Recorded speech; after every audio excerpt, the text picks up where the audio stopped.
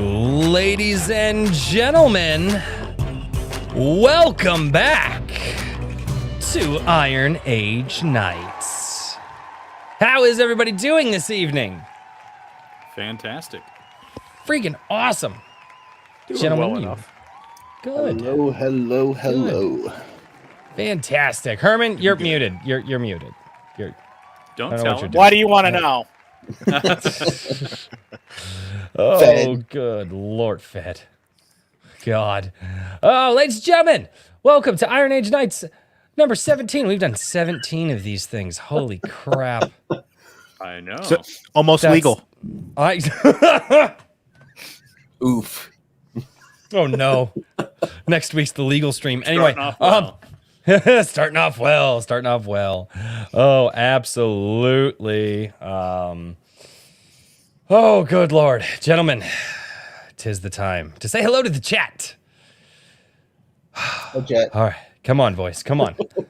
Oh, yeah. Hello. And the first person in the chat knows why my voice is a little tired today because, well, I blame him because he lets me rant on his show on Thursdays, and that would be hello, Darkish Multiverse, down in the chat. Also, 2 nights ago, I kept yelling this at the top of my lungs, and I really shouldn't have. King Bob is also down there. Horizon Talker, hello, how are you doing? A.S. Brunert, is that Asher Brunert, or is that a different That's a different screen name. All right, we've got Swift Sword Rush down there as well. Joseph Peck, how are you? We have Wrangler down in the chat as well. I know, don't start with me.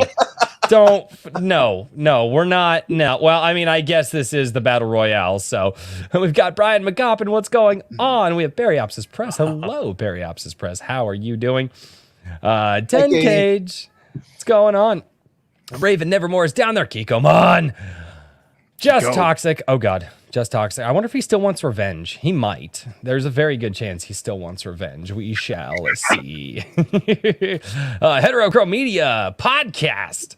And Trippy Soul. Oh, my gosh. Fat Cat for Hire. What's going on? I don't know that name. Is that a new name? Are you new? Or did I just forget that you have been here for a while and I keep reading your name and asking if you're new for like 6 weeks in a row? I do that sometimes. I have been told I do that. In my Gilded, they're like, I've been on his show for like 3 weeks. Like, why does he keep asking if I'm new? And I was like, because I'm an idiot. That's why. We've got Evelyn Music. Hello. JVP, you're double dipping, you bastard. Here. Somebody has to. Hervo, hey. Garovic. I can't. Yes, panel madness. Yes. Hello, everybody. I am terrible at the names. But yes, so really quickly. Okay, we're going to touch on a very serious note here. Our guest this evening had to cancel last minute. They are dealing with something. And it has to do just with their community down there. Emergencies came up with the community that they are gathered with. And so RH Snow just reached out to me and said, hey, I can't do this. Like, there's just a lot going on. And I said, absolutely. She told me I will not be saying anything. All I will say is that keep her in your prayers and say a special prayer for RH Snow and her community this evening. RH Snow is in good health, so it's not that, but just so everybody knows that's so what we did as a quick way to make sure that we could still do the show. Is I reached out to the Twitter DM group that I started with all of the past guests of Iron Age Nights, and I was like, hey guys, we've got to do a quick sidestep here, but it would, if you guys want to jump on tonight, we'll just do a panel and have some fun. And so that's why the format's a little bit different this evening. But yeah, just send up your prayers, your thoughts. No time jumping on. Yeah. So thoughts and prayers and energy and whatever it is you guys do, send that up to RH Snow and her community, please. And thank you, everybody. So Absolutely. Outside of that, Puppers on the street. Mister. Got a dog. I know. How is the puppers? I heard the puppers had to go to the vet.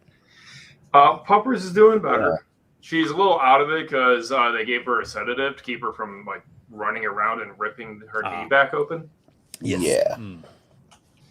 Yes, absolutely. Well, good. I'm glad that the Puppers is doing better. Okay, so let's start off with Mr. King Richard. How are you doing? How's your last week been? And It's what's been on the mug? very good. I got an early birthday present nice. from the family. Wait. Yes. Sorry. Hold on. It's all Beautiful. right now. It's filled with Burn my hands nails. Just a little bit. Just a little bit. There we That's go. awesome. All right, back to the handle. There we go. Much Back to less the handle. painful that way. Right? Yes. Oh, this is hot. Oh, that's why they put the handles here. Well, he drinks the tears of the peasants out of it. See, Yes, exactly, See, yeah. see, yes, yeah, and you know, The you Lord can't- demands you cry in his cup. Yes, after I confiscate their firewood for the winter to heat See. my mug of tears. See, peasants don't need firewood. Dung burns hot, peasant. Dung. Precisely. Oh God, Mr. Daniel P. Riley, you've had quite the busy week yourself. You don't obviously have to go into it, but how have you been, man? Outside of that, Good. Has been a slow writing week only because I had a rush job for a client and took up all of my time to get it done. So, but you got it done. yes, Yes. I got it done. Fantastic. Probably the fastest copy edit I've ever done in a full size novel. Jeez, it was like 2 days flat, wasn't it? Yeah. Holy crap. That's insane. Thankfully, it was just a copy edit. I didn't have to go like into the full 8 levels of editing. Yeah. Yet, just a copy edit to make sure it's good. Yeah. Good deal. Yeah. Awesome. My eyes hurt. My eyes hurt. I can imagine. Really quickly, so I don't get behind on the super chats. For $2, Kikomon says, "Go get him, ETH." Hi, James and JVP. ETH. Which one of you is ETH? It's Kikamon. What do you expect? I don't understand, Kikomon, but thank you so much for the $2. And then Wrangler over on the locals side for $4.20 says, "Touch the button and subscribe." Yes, touch the button. Touch the button. Touch the button. Absolutely. Yeah, if you guys would do that for me, hit that like button because there's 26 of you here and only 16 likes. And you guys have been smashing the like button really good the last few weeks, which is odds up phrasing on that. My bad. Anyway, yeah. Yeah, touch the like button in a good way. And let YouTube know that this is something that you would like to see grow and get out there. Also, if you guys would also like to, circumvent Mama Susan and support A Drink with Crazy in other places, go check out the adrinkwithcrazy.locals.com. It was just confirmed to me that you do have to spend money to join that chat over there. But if you're going to go over there and support the channel with that intention, there is an alternate chat that you can go in, share your memes, everything. You can say horrible things over there. I don't know if you guys want to do that, but I mean, you can if you want to. So For a measly couple dollars, you too can say awful things on the internet. Yes. Oh, we used to get to say awful things on the internet for free. God, I miss those right? I miss those days. And then also, if you guys are not, and I think just about everybody here may be, stupid Word document. If you guys are not a part of the best community on the freaking internet, you guys need to go over to this link here. This is my gilded link. That is the link that you guys need to click on to join this fantastic community. Go over there, talk with people, network. We've got musicians over there. We've got artists. We've got comic book writers. We've got regular writers. I'm pretty sure there's a movie producer in there somewhere. I don't know if Christopher Moonlight Productions is in there or not, but the amount of creativity going on over in the A Drink with Crazy Gilded right now is absolutely insane. And the amount of support going on over there, if you guys are looking for that type of community, that's where it's at. So go over and do that. And with all of that chilling out of the way, Mr. Herman P. Hunter, how are you doing? Well, I'm doing swell. How about you? I hate you so much. I hate you so much right now. I don't. Yeah. So it's the Urkel thing. You Did don't- I do that?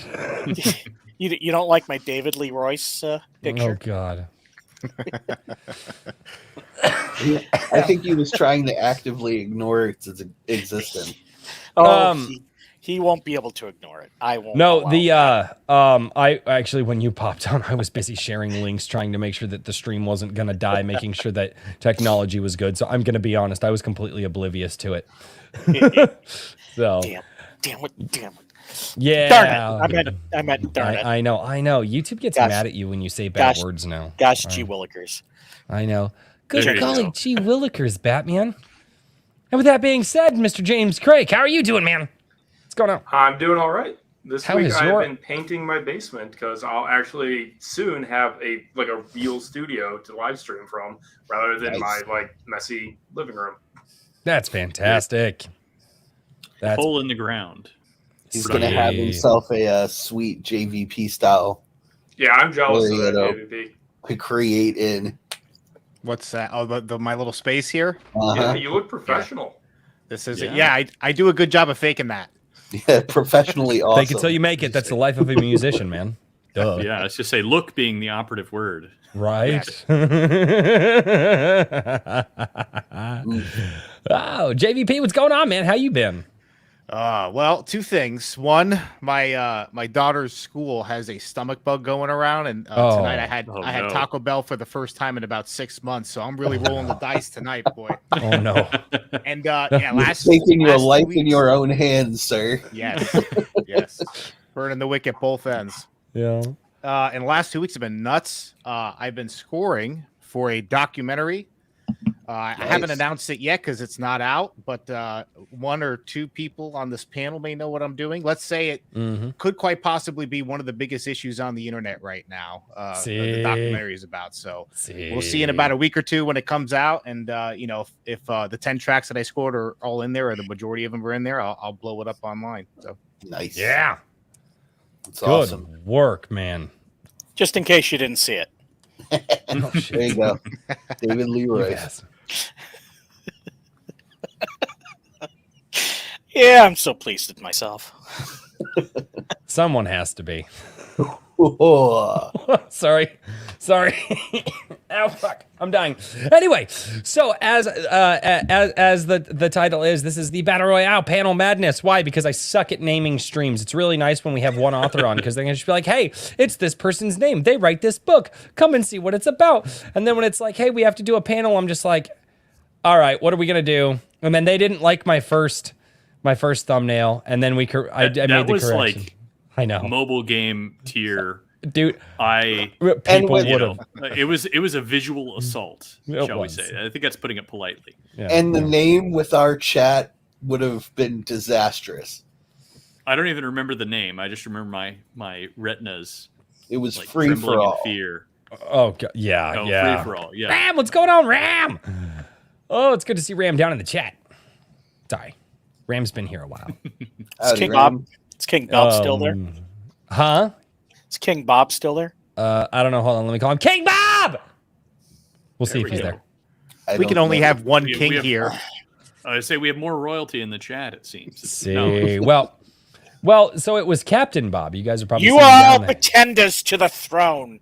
You are. Off with your heads. I do not dream about you, Ram. No, that's not. No. What the fuck? Oh, you guys are strange folk. I mean, your voice did perk up whenever you said his name. So I don't know. Who, Ram? Ram's good shit. That's why. I'm just. The hell is wrong with you people? So, all right. So, what in the absolute hell are we going to talk about? Where are we at? Who are we going? Ideas. I've Chat. What should we talk Well, about? Oh, geez. JVP, do you want to shill first, or do you have anything you want to talk about Yes. before you got to go? Since you're, I think, the only person with the time limit here.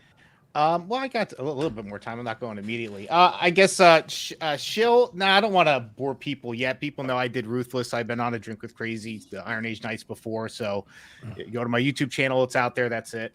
I already kind of hinted the other project I'm working on. I don't want to announce anything yet until it's out there. So Nice. we could talk about some fun That's stuff. gonna be baller. I'm waiting for it. I that's was a- pissed when it got delayed because I was pissed when Yeah. it got delayed. I think about 2 weeks. I think 2 weeks. Okay. Well, I heard it kind of got bigger too, like Yes, the initial One Piece. Yeah. So You can't bore anybody. You're the entertaining one of the entire bunch. So see. See. So are we gonna let the chat decide what we talk about? That's a We can recipe let the for chat decide what we disaster. talk about. Can I put in a quick shill? I have a Of double course. shill. Can you? First off. God, you don't Yeah, you got a ask new to project, shill. right? You just Okay, do it. I'm shilling. I'm doing it. There. doing it. Thank God. Say it with some There we balls, go. man. Well, it's well, never mind. I'm not going to go there. But first off, here's- first off, prompt voting for January. So go check that out. There were submissions in the art section as well, and I'm going to make kind of a special highlight for that.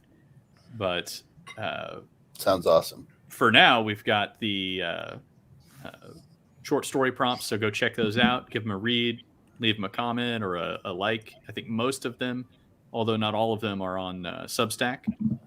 So check that out. The voting will be going through next next Saturday evening. So you've got a little while to read them, and there's only 7 shorts and then a collection of poetry from Trippy Soul, which is across a couple different. I decided to kind of group his together.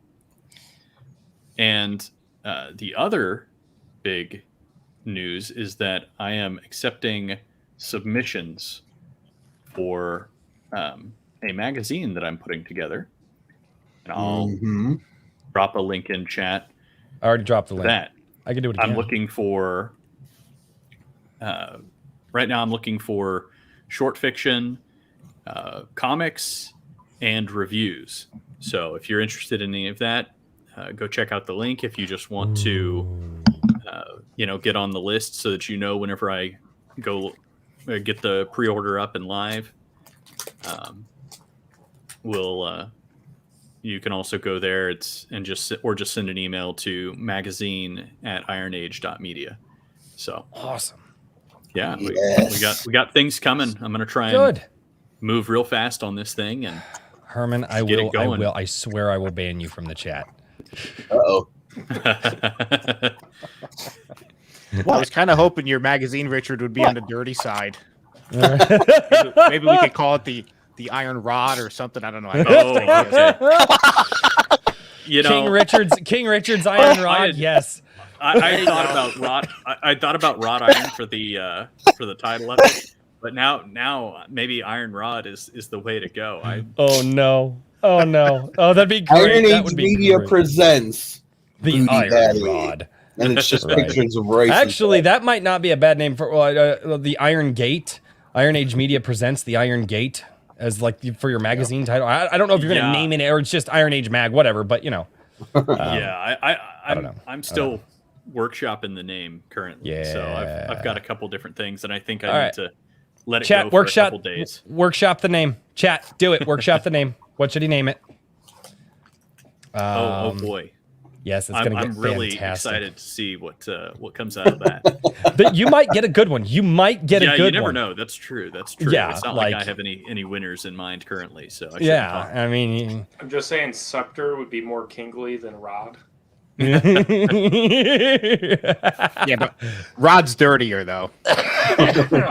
No, Scepter is just like a higher class version of That's dirty. true. Yes. Yeah. right, it's the escort version of dirty. Oh, okay. There you go. Oh, good Steely God. Oh, scepter God. of domination. This is really going great. I'm gonna take all these dogs, guys. Richard's just so happy that he showed up for this today. That's right. Yeah. Oh man. Scepter is the golden phallus.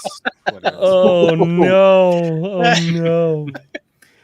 Oh God. Emily Music said their suggestion would be best TV show intro song to talk about, but we can get through a few more shills if we want to wait. Who wants to shill next? Let's see. JVP, he shilled a little bit. We got Richard to shill a little bit. How about James? James, let's have you shill real quick. What you doing, man? Well, just this week I uploaded the final chapter of the third act of my free Epic Fantasy web novel, which means that there is 3 full novels of content and then some available on Royal Road.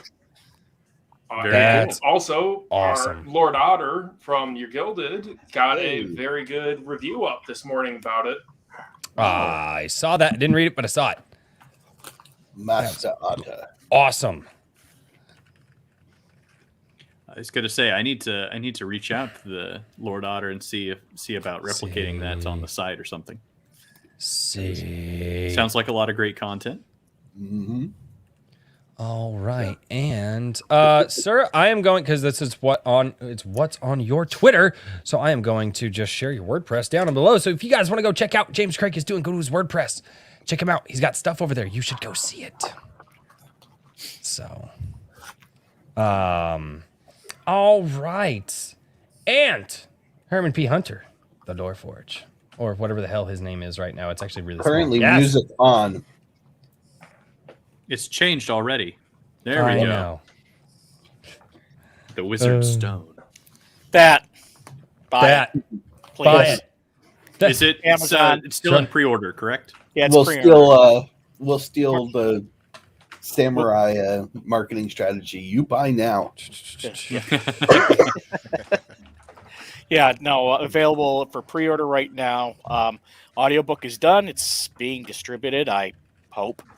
And well, there's some links out there. Barnes and Noble's out there, but Audible's not. So maybe I have to do another 2-week fiasco with that too. But Oh God, that was. Although funny for the Gilded, highly stressful for you, I can imagine. yeah, it was hysterically funny. Yeah. I wonder. I'm just glad that I'm the one that came up with you being trans. I'm glad I beat everybody else to the punch on that one. That was a great joke. Oh, you gotta. It's a low hanging fruit. You gotta get in there and grab it. Yeah. Well, and the thing was too is you were like you're like stupid Amazon, and like you're just trying to share that like stupid Amazon obviously screwed it up and put your book under somebody else's name, and it was Diane, and I was like, oh, look at that. I'm glad to know you trust us enough to come out as trans. and then I forgot that I was saying that in my Gilded, and yeah.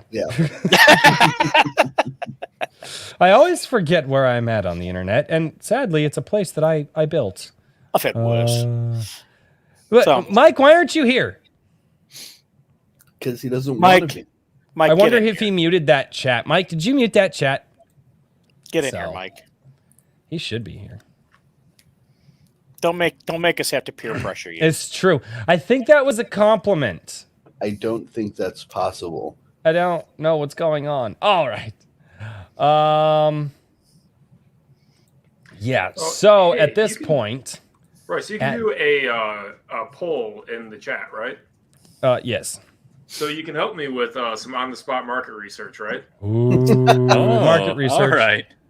A/B testing the title of my next novel. Okay. Let me right. put it in private chat. Name. I want to hear it. For JK's next novel. I got to do that because I think it's no. I got 100 characters. All right. I never thought about that, but we could totally shill using the poll in the chat. Oh, you're making money on a poll. Is that something you're used to doing, Royce? Put it in a magazine, Richard. I mean, I'm not making money on the column. I'm not making money on the I'm saying poll. maybe a different kind of poll. Maybe you've made some money there. Yeah. Boy, that would be predatory as hell if you made people pay $1 to vote. I'd do it. I would do it. All right, guys, go down and vote. I know. Doing it, dude. That for college, right? Pay for college. Well, I'm not gonna start a college rant right now. Totally missed that one. Phew. Yeah, no. I got the joke. I just murdered it. There's a difference. It's just more like manslaughter. I'm good with it. So, Thank you. I think. And then, Mr. Daniel P. Riley, am I going to get you to shield this early, or are you not drunk enough yet? No. Plus, he's still sitting up too far in his chair. I know. Yeah. His head is still at the top of the chair. Yeah. I need at least a hand length under the chair before he starts to shill. Yeah. Oh, good God. I still say we should have like little gradients and behind the chair, with there you go. level. We could get like an overlay. Just put an overlay so there's a little. I said eventually it's just going to be this. Yeah, exactly. That's whenever we get the really spicy opinions out of Dave. Oh, dude, it's going to be great. It's going to be absolutely fantastic. Unfiltered. Oh, man. If I can respond to Horizon Talker real fast. The novel that I will be releasing is a sort of... it's 5 office workers get stuck in a magic nightmare dungeon thing with monsters, and they're trying to escape. If that helps you at all. I actually don't know how to... what genre to put that in. Obviously, the office worker monster fantasy subgenre known as Stapler. It's kind of like The Cube. Sorcery, I think. Did you ever see the movie The Cube? Stapler and sorcery, really? Yeah, Stapler. Stapler and staff. There we go. Can I have my stapler? I need my stapler. Stapler and stave, maybe. There we go. Right, there you go. So in like the early 2000s or something, there was a horror movie called The Cube about this prison designed to kill everyone inside of it. And the rooms keep rearranging and restocking with these deadly traps. Yep. And there's some elements of that in my story. So all of my beta readers that went through it were just like, this is just like The Cube, except like even worse, because instead of a prison, it's the office that they can't ever leave. Oh, no. I'm just that's truly horrifying. Yeah, no, I would it's just time to just self-delete at that point. It's like, oh, I can't leave the office. Yeah. Well, that's where the name 5 to 4 comes from. Is all the clocks are stuck at 5 minutes to 4 because 4 is when they get to go home. We get to go home even at 4? when they've been in there for days. It's aren't they lucky? Yeah. What you described sounds like my career for the last 30 years. But okay. Without killing monsters. All right. We also got a suggestion over here in the locals chat from Frequency Studios. We got Frequency and Sword Rush hanging out over there. So go and join them. It costs you $2. Go do that thing. Anyway, but he's a serious suggestion. Magic Systems.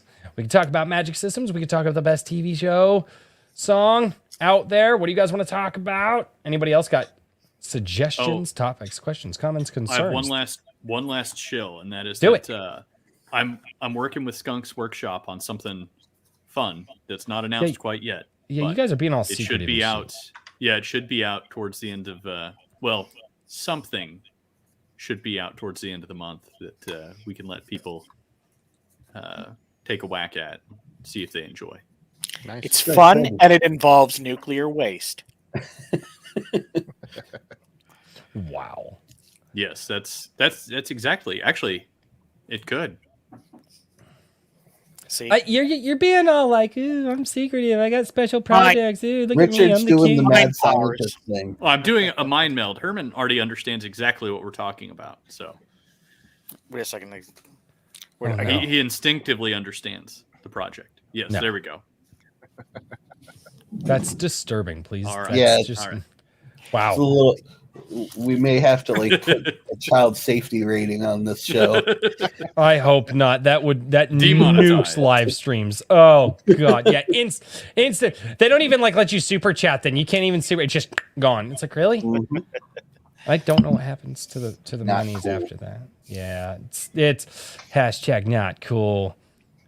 I get Do a new zombies bottle have of to bourbon. crave flesh to be zombies? No.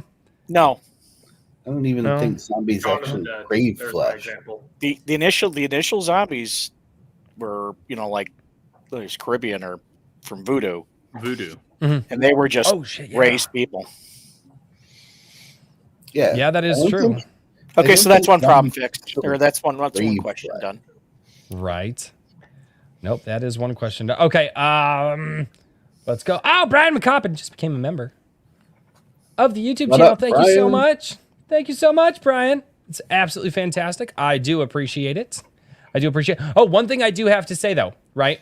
And people might get mad at me because they're becoming members on YouTube, but I want to push people to my locals and I want to push people to my gilded. Why? Because they're awesome. Okay. And the reason I want to push people to the gilded and the locals for the membership and subscription tiers over there is because those are the places that I am choosing from when it comes to the when it comes to having supporters on my supporter live streams for Wednesdays, because the Iron Age shout out on Wednesdays has now been turned into a live stream, which is awesome, where I bring my supporters on and then we go over and I'm sticking to about 4. We go through and we cover 4 different brand new topics, same way as always. Stop! I know I should be Italian, but I'm not. I'm just insane. There's a difference. Not really, but anyway. So, but yeah, no. You're Oh, hand it's great. talker. Oh, dude, I am. It's insane. I've heard I'm not as bad as some though, but no. But yeah, so I am pushing people over. So if you guys would like to support the channel, I would strongly recommend you guys support the channel through using the gilded tiers, which those are named. So for the copper tier, you can be the Iron Age guy. If you would like to be an Iron Age daddy for the silver tier, you can jump up to that tier, or you can gain the title of Iron Age booty daddy for the gold tiers. And like I said, if you guys want to jump in on the Wednesday supporter live streams, those are the places that I'm picking from. Yes. And yes, so, and I cannot strongly tell you guys enough. The reason that I want you guys over there, even above all of that stuff, is so you guys get notifications of the channel. Like, because YouTube just doesn't send them out. I get messages all the time and they're like, dude, I had no idea this even went out. No, like YouTube never notified me. I've had people get, yeah, it's Iron Age simp. Oh God. Trippy Soul takes an angry bong rip, sir. Oh no. You're doing it all wrong. You got to say, look at all the cool kids are on locals. You want to be cool, right? Oh damn it! Now I have Everybody's doing it. Everybody's doing it on locals. But guys, here's wanna be part oh of the my action. God, that sounds like a porno. Anyway, or I could just be like, hey guys, peer pressure. Peer pressure worked in high school, right? It should work on YouTube. That's what I'm going with. It's a party over on locals. Oh God. What is the guild then? Just I'm not. Never mind. That's Gilded is chaos. It's so It's great. like the it's the cheap The alternative. Gilded is the Mad Max pure, wasteland. unfiltered Mad It's you know what's On fantastic. Locals, I was gonna say on locals you get the refined pictures and the tasteful See. photo sets from Royce And Yep. there's every month. free beer with every subscription. Yes, that's The right. fuck He there mails is. it to you. Oh, Where's whoa, he like, uh-uh. all the pictures beer of is beer. mine. I didn't tell them what type of beer. The fuck there is. Speaking of liquor, I got a new bottle of bourbon. Ooh, what'd you get? High West. Oh, I that one's have pretty not- good. I have not heard of that one. Mm. I have Quite not- Did someone say free? Oh God, man. There's nothing free. I'm not gonna get into philosophy. I don't have time to get into philosophy with you people. Yeah, we've got to answer which TV intro song is our favorite, right? Wait. That was I TV liked that intro one. song. Okay. Need clarification on that one though. Okay. Because TV would imply like syndicated television. I think I would say anything that's a TV format. So even if it's like a streaming If it's a television format, I say that we can accept that. Okay. I'm good with those rules. Who wants Cold to Shack So the that Night includes Stalker. anime, right? do what? So that includes anime, right? Is anime a TV show? Yes, technically. Yeah, I would say so. I mean, It streams on cable in Japan. yeah, And it follows television formats. See. Okay. Yeah, Cold then Shack the it's- Night Stalker. It's a good one. Cold Shack the Night Stalker. Nothing better. Never. Nope. Nope. We're done. We're done. The clear winner is Night Court. God, Night Court. Man, I think I'm with James here. It's probably going to be an anime. Anime does like It is. really good intros. It's and got to be music. for me. If no, the best intro, it's definitely an animated. It's that fucking banger intro from Attack on Titan season 1. Oh, never mind. Okay, so who else Fuck was a off, high Fritz. schooler? What's up? We were What's like, up, like, James? Who else was a high schooler who watched as it was coming out High School of the Dead? I did not. I did not. Considering I'm if I watch it. 43, no. Oh, am I actually just like missing everyone for that age demographic? What? How old are Yes, you? I don't know. 29. Yeah, see. Wait, so you're only 2 years younger than me. So yeah, I have no idea how the hell I missed. I've never even Well, you heard were of High into School. anime, 15 years ago, apparently. No, that is true. I wasn't. I had friends of mine try to show me it, and the ones they showed me were just stupid. So High School of the Dead, you can study that opening for like how quickly it tells you exactly why you're going to enjoy the series. It wastes no time in like mad against the world zombie fighting with, waifus. Pretty much. James, you've talked about waifus before on the channel. Yes. But I also want to give like a normie honorary mention for best opening for True Blood's opening. I've never seen. I'm trying to True remember Blood. that. I watched some. It's the True one Blood. that they did to Jace Everett's bad thing, I want to say. Yeah. Mhm. It's got that super heavy acoustic, whatever. JVP, can you help me out? Not really. I'm sorry. Not really. You're on an island here. Speaking of which, James. there is a show that's available on Amazon Prime Video from Korea that's literally called Island. It's a supernatural mystery drama series, and the intro to that is fantastic. Yeah. But I'm going to give my all-time favorite TV intro, which is the song Tank by the Seatbelts for Cowboy Bebop. That one's I don't respect that. That's also very yeah. good. It is good. It is good.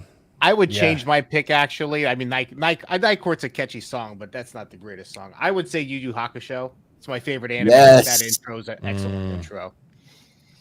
Bam, bam, bam, bam, bam. I'm just delightfully 80s. I mean, as far as like, I guess it wasn't really the intro song, but it was. No, I can't use it. Because it is not technically an intro song. I'm trying to think of just television that I watched, even when like I was a kid and stuff like that. Oh, you know what? No, I've got a really good one. Back in the 2000s? Actually, no, it was. It's the angel intro song. That song is still fantastic to this day. We actually heard the whole song. Mm-hmm. It's quite good. It is fantastic. Criminally underrated little band in that period.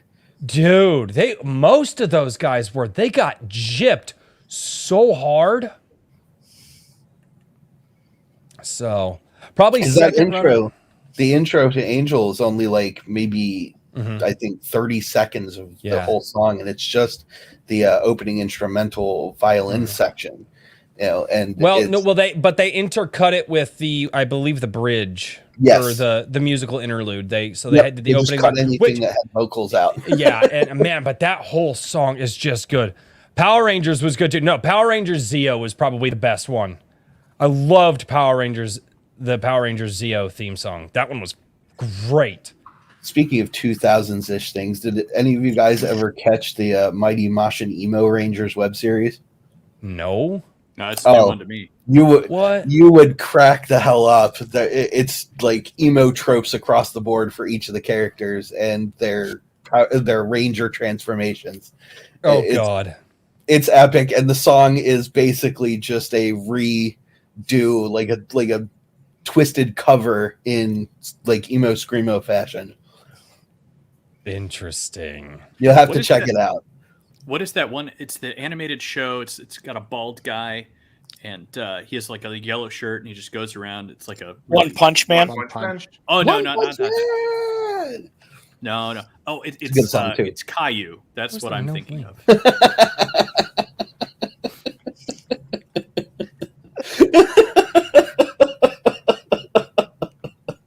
I guess. Hey, you guys all joined in through the Twitter link, right? Yeah, I sent it to him. I don't know. I don't know what to do for him. I don't know. Who? Okay.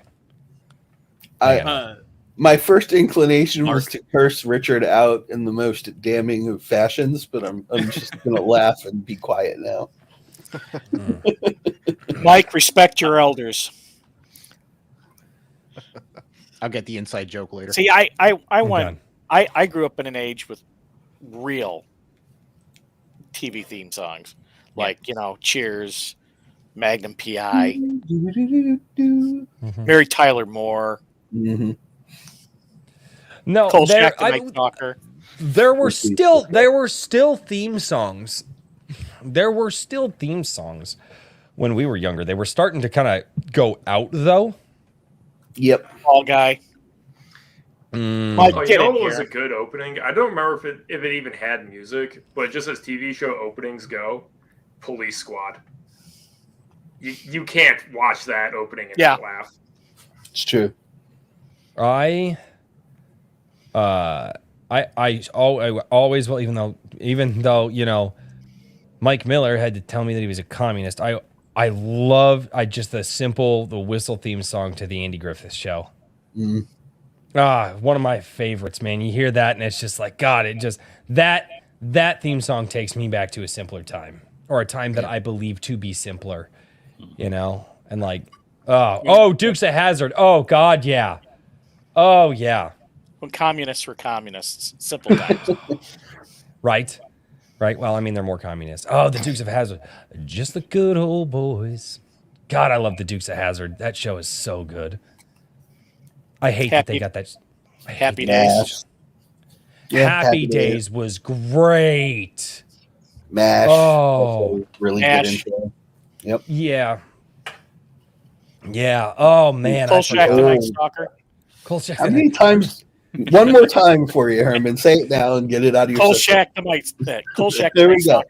Don't put me under pressure. I'm not going to anti-commie rant tonight. I did that last night. I did a 15-minute just screaming rant on the Darkish Multiverse channel yesterday, and Mike's they in didn't. the back room. Huh? Mike's in the back room. Sweet. Finally. Hey, The peer That was pressure weird. worked. it's me, Mike. Yeah, Mike. Here. What's going on? Hi, Mike. I'm trying to work. I'm trying to You- work, and I just Trying can't. to work. I can't work. Yeah. He's like, I'm trying to work, and he's chatting as fast as he can. Like, just get in here and then, like, listen to all these anime freaking crap theme songs. It's like, what are you talking about? Herman's got the Pressure on me, you freaking jerk. Fall Guy. It's just hands down Fall the best theme song ever. Wait, a good one. what the fuck? You don't even Hold know on. what the Fall Guy is, do you? No. Wait, it's like No. I'm not. B I'm not. majors. I fucking Head of Crow Media. I reenacted parts of your rant to my mother this morning. Fun times. Dude, that is probably the best rant that I've done. I'm gonna go clip that out and put it on my channel and then drop the link for Darkish. I love his Thursday stream. His Thursday stream's so fucking great. Just go in, say what you want to say. It's great. It's awesome. Talk about anything. Have to be less restricted. The Muppets song was pretty good. Yeah. It's the Muppet Show. What the very special guest star? That just reminded me of something. There's no subject matter, so this is entirely off topic, right? Yes. Shoot. Okay, so speaking of Muppets, did you all see what Madonna looks like nowadays? Dude, are you gonna get me a copyright strike? No, this is Dude. so old. Nobody freaking cares about it. Dude, are you gonna get me a copyright strike? I said No. no. Relax. No. Quit being a wussy. Why Quit being is a it still wizard! muted? Hold on a second. I think my frame is muted. Hold on a second. Yeah, you probably didn't hit the share audio Yeah, No, button. I mean like the whole thing. It's like that's. Hold on. Let me Oh, just- God, I that's hate not that good. when that happens. Whole frames muted Yes. and all that. Let me start a new one. Let's see. Yeah, no, Madonna, what the hell happened there? They're using a bad camera. No. You're using a bad plastic That's what third. happens when you're on your fourth face, sweetheart. All right, it's working now. It was really weird that she had like 17 rosaries on too. Oh God, she's been trying to go for the anti-religious thing.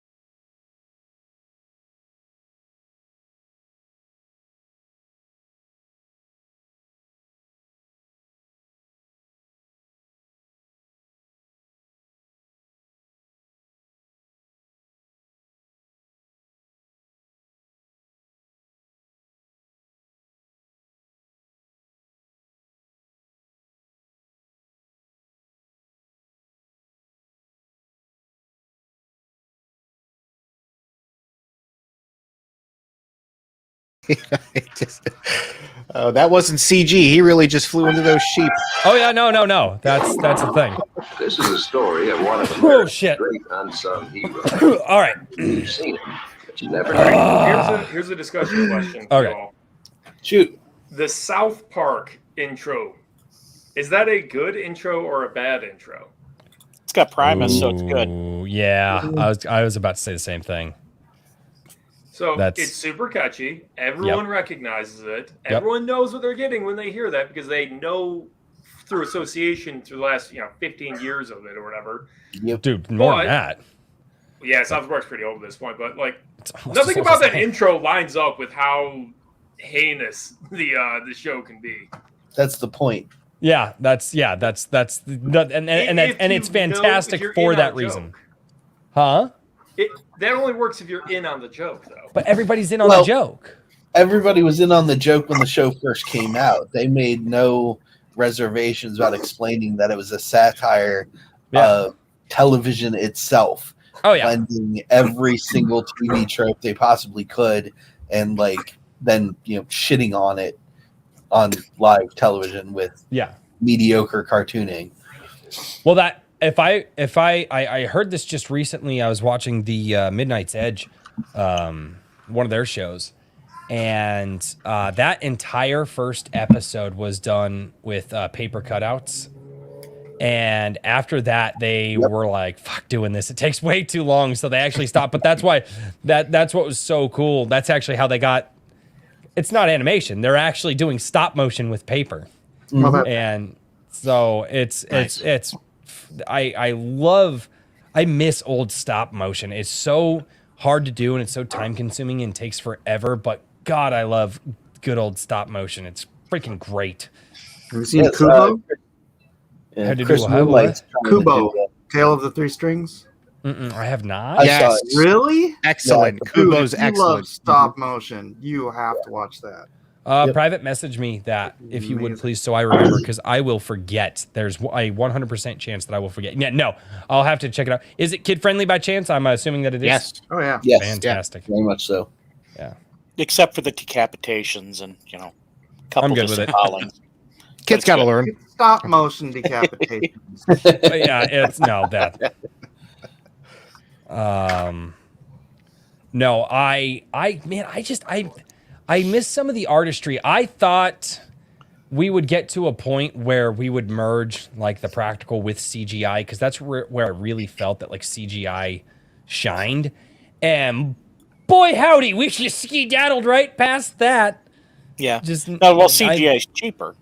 They don't have to do all the setup for it, and if something goes wrong, Well, they don't have to.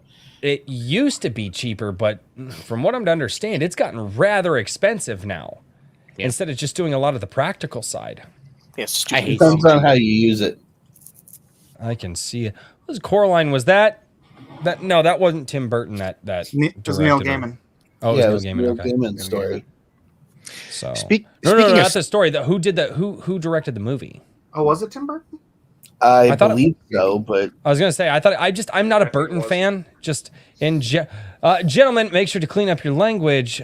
Brush your hair real quick because we have a lady in our presence. Oh, hi.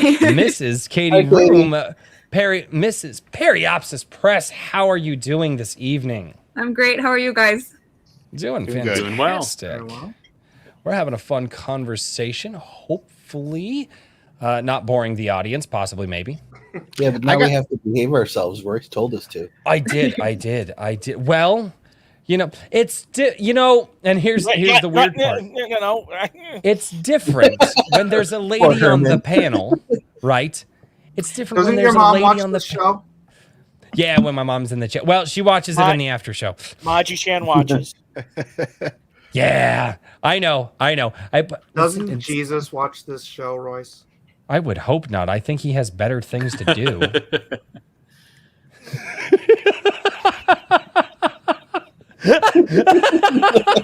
I'm sorry, Mike. You can only do so much. Oh, I know. You're trying. It's adorable. Thank you. Katie, how have you been? We haven't talked in a while. Good. I'm really good. So Yeah, I you've been see, working on the site. You've got some new stuff coming out with it, I believe. Or Yep. you had some new features that were released, including like the ability to submit books. Oh, yeah, or recommend so- books for review. Yeah, I added a functionality where you can, as a reader, if you have read a book that I've reviewed, you can hit a button that recommends the book. Very That's cool. really Somebody cool. who hasn't read it can see that I'm not the only one who liked it. There you go. Yeah, Always and important. I'm trying to churn them out pretty regularly here. So Well, then Yeah. on top of that, too, you're also busy doing the YouTube channel as well. yeah, I see you guys are getting regular uploads on that as well. trying to. Yep, and I'll be doing some not streaming stuff for that too. So Nice. Yeah, I will say this. The one thing that I heard from a couple of people who've been doing YouTube a long time, just watching like live streams and stuff, is that YouTube really, really, really likes the like 5 to 10 minute videos.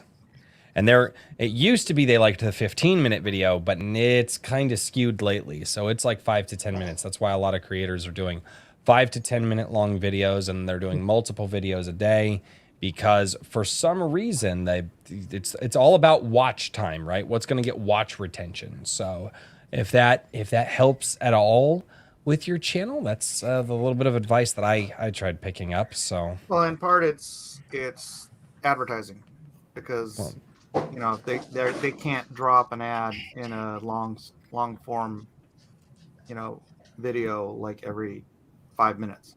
But Yeah. if you have a 5-minute video and you drop the Yeah. ad, and it's like Mhm. people, they only need to watch the ad and then like 2 minutes of the video if they want to drop out after 2 minutes, because most people don't stick around through any video. right? So it's like No, it's usually about 30.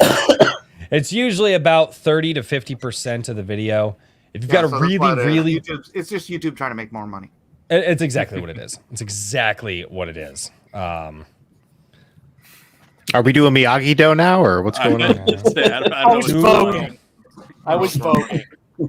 Herman was voguing. I decided to go with the snake style for some reason. I don't know. I made the wax on, wax off reference to my wife I can't remember, but it was like something was happening and my brain was just like, oh, wax on, because that's the motion, right? To like stop whatever this thing was from happening. Anyway, the thing happened. I can't remember what it was. It was mildly catastrophic, nothing major. And my wife was, we were, after it went all over, I'm like, that's why I was telling you wax on. And she's like, what the hell is that? I'm like, what? She goes, what's wax on? And I'm like, the Karate Kid? And she's, I've never seen the Karate Kid. About got a divorce. Now, the weird thing there is I have also never seen the original Karate Kid, but I've seen enough clips from it that I still know what you're talking about. Yes. How do you exist without seeing those kinds of clips? I don't know. How do you live? She doesn't spend all her time on YouTube. How do you live? No, she spends all her time on TikTok and possibly homeschooling and raising my children. Chinese agenda. They don't want to teach us about martial arts. You guys watch the Y-Files? No. The what? No? Nobody here watches the Y-Files? Nope. I've never even heard of it. I only watch the XY Files. It's like, the X-Files, but it's this dude who does all these like conspiracy theory content. Oh, that's cool. It's great stuff, and we've been watching it for a while, and like all these different people in our space have been watching it, and like we're like finding out that we've all been watching it. And then tonight he showed up in Friday Night Chat's chat. Oh, that's cool. Yeah, and we're like, one of us. That's great. Yeah.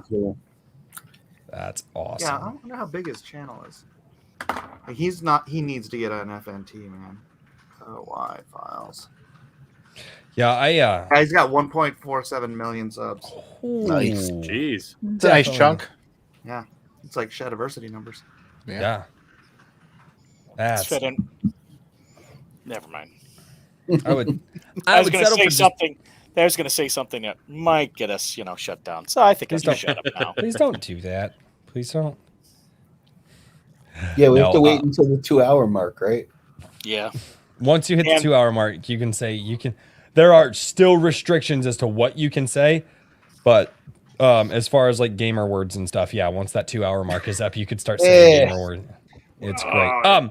What do you think? At 2 hours, we release the Herman. I don't think you can ever say a gamer word in a recorded format. Yep. Yes, you can. You guys want to talk about vaccines till we hit 2 hours? No, that actually you can't. That's one of the things that they will hit you for. But literally, you can use gamer words. I know. I've watched Nick Ricada do it. Once you hit the 2-hour mark, that's okay. Insane. He's not talking about love because his love is rotten to the door. Oh God. Kikomon for $5 says, "Wait until you see King Richard's studio.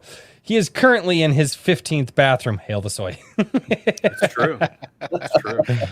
Heterocrow Media Podcast for $5 says, "I must formally apologize to JVP.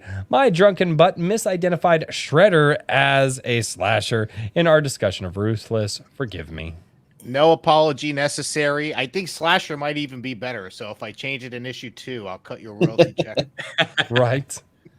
You just go back and edit everything else. Right. It's fine. It's fine. Joseph Peck for $2. Retcons are great. Joseph Peck for $2 says, "Hail, thank you so much." Just Toxic for $2 says, "Royce, talk about meta for a topic." What? There's literally nothing to talk A meta about. topic? Collapsed. So, like, which topic would be he the says best talk topic about for us meta, to- META, capital. I know. It's toxic is being Facebook toxic. wants to talk about Facebook. Yeah, Facebook is a dead company. It's literally irrelevant. Yeah. Not really. It's I was still gonna the, say, it is it still the still gets number more one traffic than largest Twitter does. social media platform on the planet by a long shot. Nothing else Yeah. comes remotely close. I think have you have to to add in even if you add in the top 5 next biggest, it's still like 50% bigger than all of them. That's how massive Facebook is. That's not irrelevant. Yeah, it's Well, huge. It might be irrelevant to you. 'cause- It's yeah. It's I'm noticing its interactions, especially once you start getting in like the YouTube sphere and stuff like that. Facebook is not like I still have people reach out to me on I forget to check it. And before I really started interacting here, I used to go on Facebook every day and chat with my friends and stuff like that. Now I use their messenger chat, but that's about it. I'm in Look at here, Facebook Melanie. jail for right now for saying white Yeah. power. Oh Lord.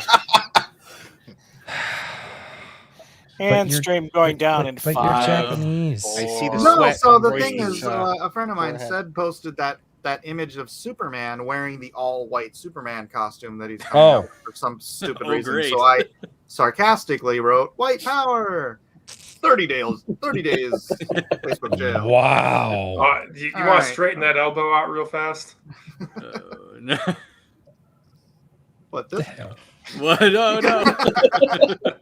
Look, it's my cat. Hey, Look. Dope Max, come here.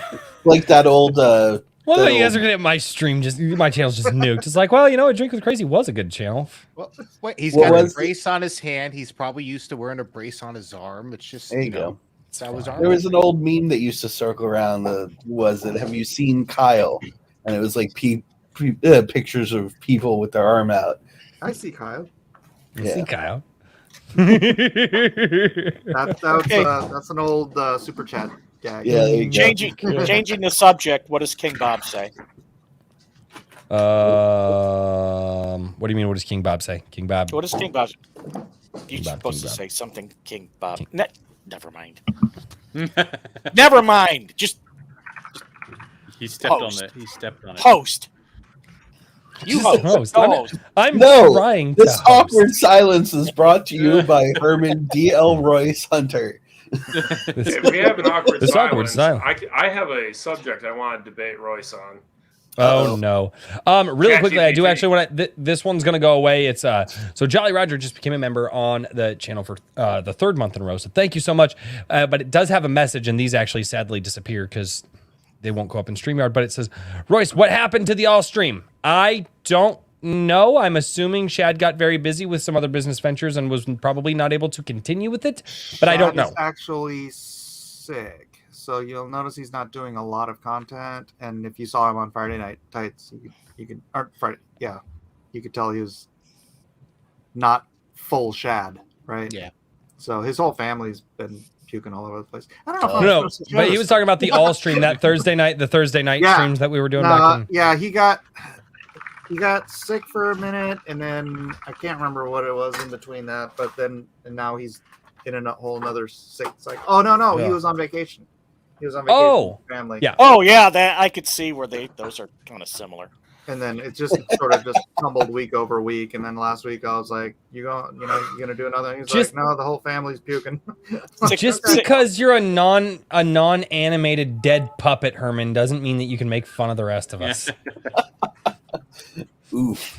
Sickcation. Okay, and then all right, James. I'm gonna fly down to Cabo San Lucas or whatever in the hell it is. Heck, it is. To be sick. No, yeah, that'd be Yep. great. Yeah. That'd be great. I've always wanted to go to Cabo San Lucas. Puerto Vallarta. That's what I was Yeah, thinking. that's Puerto where Vallarta. my nephew lives. There you go. To have the flu. Oh, Frequency Studios. By the way, we were having that television show talk. Frequency Studios says the X-Men animated series theme song.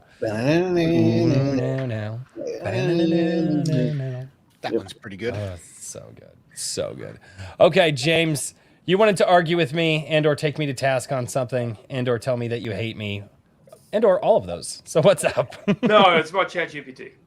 Oh, interesting. You've commented before that you think it's going to be like wildly useful. Is that incorrect? Not right now, but in the future, yes. Especially based off of Moore's law and the way that technology Oh, advances. bloody So- hell, that's useful right now. What are you talking about? Lies. It has uses, but I think it is fundamentally impossible to replace writers. Unless it gets to a point where it can actually simulate an entire. I never said that it would replace writers. I never said that. Very good it'll replace bad writers. I mean, yeah, probably. No, I never said that it would replace writers. Bad writers I are never said, getting replaced. Well, sadly, I said that it could be used as a tool by the writer to help expedite the process of not having to move these, because it takes a lot more time to move these digits and write down 100,000 words in a book than if you can give some, really good just decent chapter outlines and have it do that and then go back and edit. Because you can enter the editing phase. That's what I said. I never said it would replace writers. I said it could be used as a tool to help expedite the process of productivity. I'll say it will be replacing I writers. think ChatGPT's biggest use is going to be like, these are what I'm planning to use it for. I'm going, when my cyberpunk detective is investigating bodies, I need to generate coroner's reports. When there's pop idols and going out in concerts and I need lyrics, I can't write lyrics. ChatGPT can write lyrics. So you can just batch produce 1,000 pop songs and pick the one that works. But unless you have such a detailed outline for the scene and the character interactions that you may as well have written it yourself, I don't think it will be able to write what you want it to write. And I think the issue is the training data. You can only train ChatGPT on the writing that exists, which means it will only be basically as good as the average writer. That's pretty much all AI training. I actually work with AI. We're actually going through some training now. And that's where it comes to you to go in and get and begin the editing process and go into that. Like that's what I'm saying is like the idea isn't again for it to write everything down cohesively, but to get the words and some of the areas down. Eventually, it hopefully should get to a point where it's where it needs to be, and it puts the writer into, the second draft editing process much faster. I disagree. Coming at it from a reader editor perspective and less a writer perspective, there are lots of writers, indie authors who do very, very well with very, very little editing. So getting into that editing phase is not necessarily a goal for them. So essentially, what you're arguing is that AI would make more editors and not it wouldn't supplement a writer's work, because most writers are not relying as heavily on that editing phase to clean up their work, if that makes sense, to make it function as a story. I think that makes perfect sense. That's my experience. Yeah, so the concept is that in the final touches of a novel, copy editing, which is punctuation, grammar, syntax, standard formatting of paragraphs and pages, and all of that little back-end stuff, is really what most writers need on the outset before they publish. Most of the actual work is done in the literary process, and everybody has their own voice that comes through in the way that they write. You take that away with an artificial intelligence, and you take away the voice that makes the story fun in the first place. You end up with TradPub. Yeah, and really there's no way for a writer, someone who thinks in the visual and transforms it into the literary, there's no way for a writer to go back and fiddle with an already established sequence of pages that have been written by an artificial intelligence and insert their voice fully into that. No, but at that point, the writer can just become the editor. Right. And that changes the paradigm completely. Not necessarily, because they're still the creator. You guys are well, they're just an editor then. No, they're the creator of the work. Somebody is echoing really bad. Somebody's mic is or speakers are feeding right into their microphone. Who is it? Who's the culprit? All right. See. So We lost Katie. Katie. earlier today, Royce, me, you, and some other people were in a conversation about how big of a caliber does the defense turrets of Bastion need to be in order to achieve these functions. See. I spent more time trying to figure out whether that should be a 50 caliber or a 30 millimeter cannon than writing the entire chapter. Yeah. And figuring out stuff like that and when to bring in the cannon from out of scene, out of frame, basically, is something an AI could never do. Katie's back. The AI could have told you the most effective one. Actually, right now, ChatGPT is being integrated with Microsoft's Bing search to actually be able to do that. Have you So- used Not- Dan? So not only can it not find what you're looking for, it can also nag you when it's done. Have you But used here's Dan? the brass tacks of the issue, is that artificial intelligence programming removes the need to learn and experience the things that make these things great. Yes. The point being, I know Richard is shaking his head because it technically doesn't, but it does. That people will go for the lowest hanging fruit, the easiest route. And what makes a good novel so good is that the person that wrote it is imparting their later JVP. Hey, Um, JVP, say goodbye real quick and chill anything that Yeah, you need go to. ahead, man. I'm gonna hop out of here. Not much to shill again. Ruthless, a heavy metal audio comic. So if you Yes. like audiobooks, but you wanted a little bit more colorful with art and an original soundtrack, check it out on my YouTube channel. Katie, Mike, James, Daniel, Richard, Royce, have a good night. Herman, one more. This is my line going out. I saw Herman post the Eye of Sauron, so I've got the name for your magazine, Richard. It's going to be called The Brown Eye of Sauron. No Thank God. you. Good night.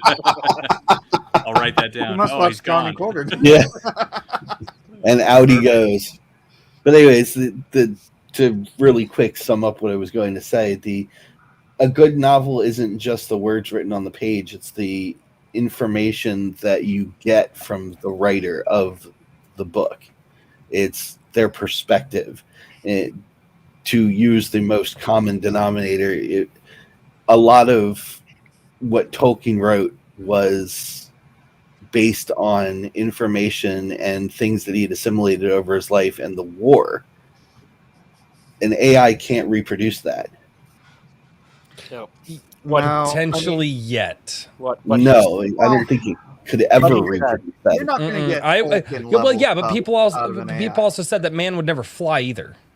that guy? Like- No, that guy. How do you Can I guys? say do that? something? Where are you pointing, Herman? I'm pointing to you. Oh, But hi. Stupid frickin' video. Anyways, Like, I thought he was swatting a fly or something. Rearrange him so that he's Yeah, next to there's him. just I don't- mirroring. Swap him with James there. Okay. There we go. Now you guys can slap him if you want to. There we go. This is a down fist bump. I don't know. Stop fisting Daniel. Sorry. I'm not drunk enough yet. Oh boy. Oh. What a comment to make. Oh man.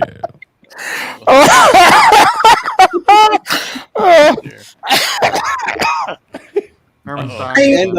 And I've murdered Herman. I'm so sorry. I don't think that AI can't X is a good argument against AI in general. I would So- point on that. But please go on. So I think that arguments about whether or not the AI is going to be producing art are kind of irrelevant myself. And I think that the bigger issue is that if your readers want something of craft, then they're going to reach for something that a person has written. Mhm. I don't think that it's the same sort of thing as any other thing that you can buy, right? Like you can get a chair that works as a chair and is functional, and that's it. Or you can get a chair that has been hand carved or whatever, right? And it's going to cost you probably your firstborn, but you know, it's there is value in things that are made the hard way. Yep. And I really like your chair analogy. Oh, sure. I really like that. I mean, if it's no, it's going to work for art too, right? Yeah. AI art is going to be the same thing. The little, as far as writing goes, the little annoying jobs that a lot of writers get just to make their living are all just going to get sucked up by AI. Correct. Right. We already have users manuals and freaking, all these little things that the writers get hired to do all these little jobs. All that stuff's going to be so much faster, easier, and probably more accurate using AI. It already is. I was just reading about there are some articles that are on a lot of the mainstream media websites now. Blog posts, that are just AI generated. Yeah. Yeah, but no, I don't think AI is going to be creating the next Lord of the Rings. Neither do I. So I have what I think is a very good counterexample to the idea that AI is going to replace anyone, because it is 2023, and we still have not been able to write a computer program that can replace accountants. Replace what? Accountants. Yeah. Actually, that's almost certainly not true. You're talking about laws, not capability. Do you think that there's no program that could replace an accounting department? I think it empirically has not happened, even though it's like the most obvious way to save money as a corporation, which means that despite trillions of dollars over the last few decades, no one has been able to do it. So what is a calculator? If you're dancing, if you're dancing with the law and trying to take every little thing, it's one thing. There were people whose jobs were to run the calculations. Abacus. Those jobs are gone, right? Like there's not. I mean, I'll say this: there's accounting, and then there's accounting. I was going to mention that an accountant's paid to screw with your tax system in order to get you the most back, not to calculate it correctly. Donald Trump would not be using TurboTax. Thank you. But I do everything on QuickBooks and only QuickBooks. Well, I only use the best. I only use the best accountants, the great accountants, some of the best accountants in the world. I mean, my thing is that like with AI, it's just a continuation of a long trend of all sorts of technologies. I got, I was just on Twitter and I got screeched at by somebody for using AI images for the story prompts, right? And their point was that I'm robbing someone of money because I want to make money, even though I've never made a dime on it. And I'm like, but there was no job. Like the job did not exist. Yeah. I was never going to pay anybody to do these pictures because you know what I mean? Like I wasn't going to do it. And so I think that's what we're going to see with a lot of these things is what we've seen just like with mathematics and frankly writing. Like most authors today would not have written a single book if they had to actually handwrite it. Okay. And, but I'm just saying that we would already dramatically reduce the number of people writing. So you have word processors, you have all these other things. And like, where are you going to draw the line on when the technology is acceptable? Well, there's another. Yep. Go ahead. Well, I mean, you either go all the way back to primitivism, right? Or you accept that, at a certain point in time, you're reducing the labor required to do all sorts of different things. And so you say, okay, so what is actually making any particular thing unique or valuable or improving? What you're seeing is that there's a longer and longer tail of people doing stuff that they would never have been able to do before. So, I mean, like any technology can be used in an unethical manner, right? But I don't know. I think that a lot of the discussions about it are fear mongering. Fear mongering, or it's like and I don't haven't- necessarily think it's fear mongering, but I will say this: the thing with writing books is writing the book and getting it published is actually the easy part. There's the branding, there's the marketing, there's all of these things that go into it, and the promotion of it. That nobody's going to follow an author who auto generates all of his books. I just put my hand there. Auto generates all of his books, and doesn't put themselves into it. Nobody's going to follow that individual. Okay, they want to follow an author who produces a certain type of books. Now, when you get into authors that are strictly into like the romance genre, where they pump out 42 books a year, and they're basically the same. It's basically like the Hallmark of books. They have this little grid of the different attributes for a movie, and boom, they pop out a book. That's where AI is going to be big. But when you start getting into more complex stuff, people are going to want somebody who produces a certain type of book, and that goes into experiences that they've had, that goes into their voice and their style. And while they could probably get an AI to do some of it, they're not going to get an AI to do all of it, and then they're going to sit there and tweak and revise and this, that, and the other. So I just don't see it.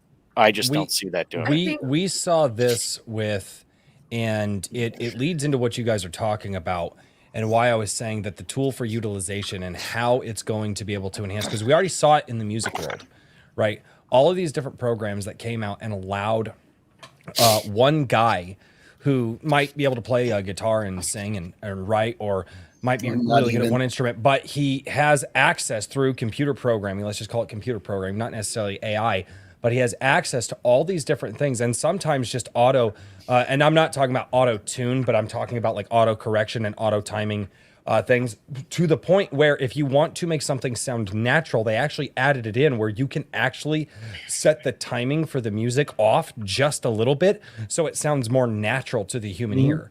And actually the people who are best at producing everything in a track that is all self-produced use some of those tools to make it sound more natural, even though there may only be one actual instrument in the entire thing. But one guy can now produce the sounds of an entire band. And musicians were like, and musicians said for years, it'll never, but it is. It's here. It's been here. And I remember when I was like, no, dude, it's never going to get to that point. Nobody's ever going to use. I railed on, nope, tube amps. You're never going to be able to replicate the sound of a tube amp. Like, I've got my tube amp sitting upstairs, and now people aren't even using them. They're using line racks now, and they sound, they blow a lot of tube amps out of the water. Like, and you can get multiple sounds out of them and things like that. And it's just it's why I don't like the it'll never argument here. And it does go into talking about the people who utilize the tool to their benefit and actually work their butts off. You know, like you're never going to get rid of that.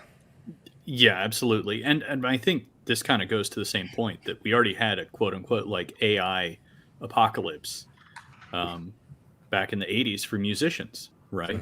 With synthesizers. I mean, how and this is something I've said, is that, I mean, okay, there was a period of time where people were really upset about AI, people who use AI art programs calling themselves artists and stuff like that. And you can debate about that, but my whole thing is just like, well, if you're synthesizing music and you can't play guitar and you use a guitar riff, if you call yourself a guitarist, that's a little bit silly. At least, you know what I mean? That's not correct. Yeah. But there's still plenty of musicians, and there's more people creating more interesting kinds of music, and some things that I find uniquely awful with synthesized music. But a lot of this stuff has already happened. Just do everything and not know how to play a single thing. Well, but that goes into the creative mindset. Some people don't have, and that's why I was saying you're never going to be able to remove the creative mindset from it. Like, you have to still have that there. And that's the premise of my whole thing with the AI argument. Sorry, go on. I apologize. Which is wrong. But go ahead. I hate you so much. I'm with Herman. I think he made a good point about, because it's one thing to talk about art and generating art and producing art, but if you are an author who is selling to readers, you've got to think about your audience. Mm-hmm.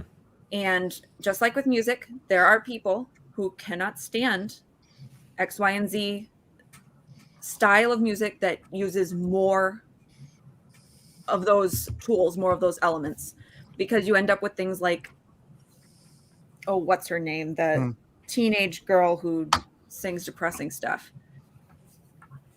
Taylor Oh, Swift. Which one? Name one. that's a long list.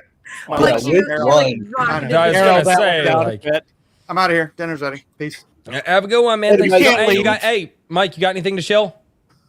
No. Drawn and quartered Wednesday No. nights. Blacklist Universe. But like, I'm sorry, Katie. Go on. You get lazy musicians, singers who are not using their voices to the best of their abilities because they have all of these tools to supplement. Well, musicians can hear that. So if your Musicians audience is aware, can, but I'm just saying, you've got to know your audience. Like Herman was saying about people who just won't touch that stuff. Right? So if you know your audience as an author, then you're going to write to them. And if they're not going to be satisfied with a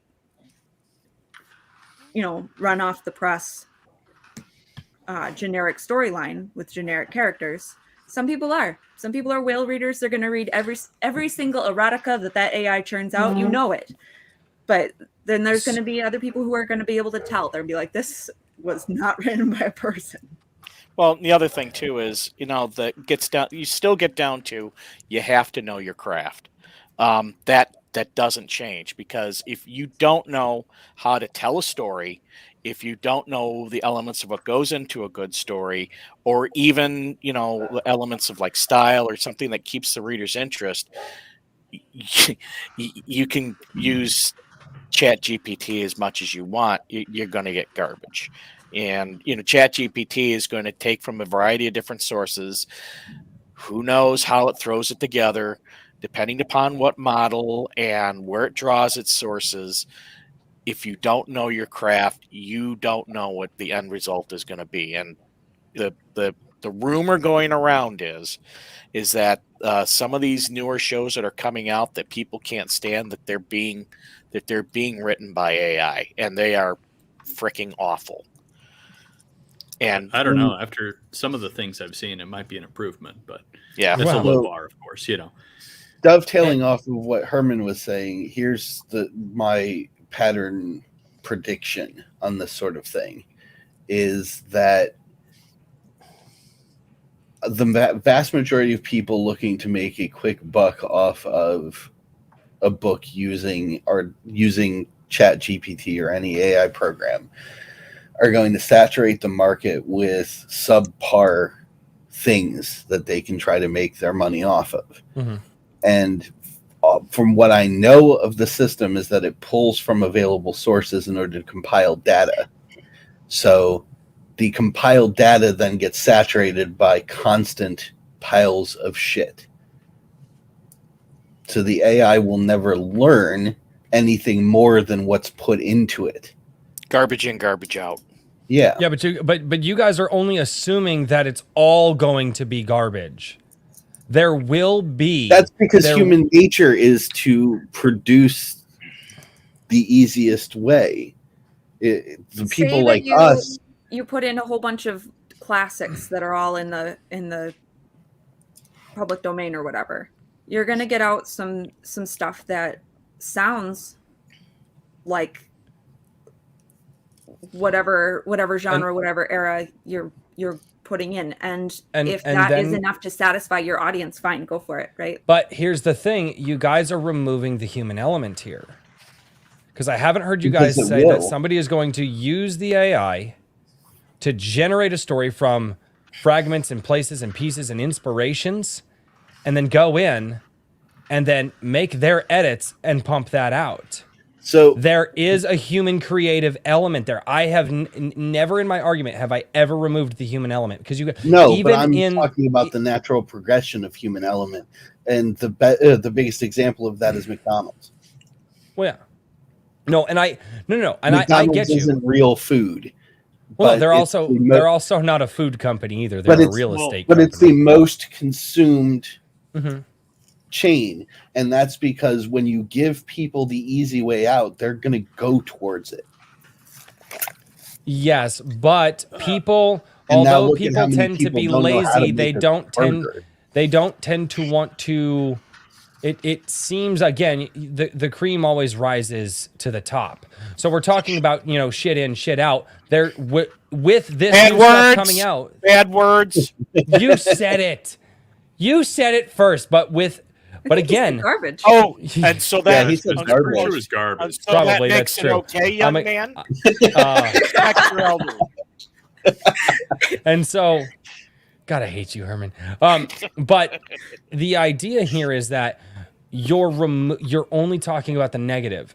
You're not factoring in that there will be a handful of people who utilize this, right, on top of their creativity and their craft as a tool, and they will rise to the top, and they will use this in a way that will change the landscape of how writers think about how to produce books.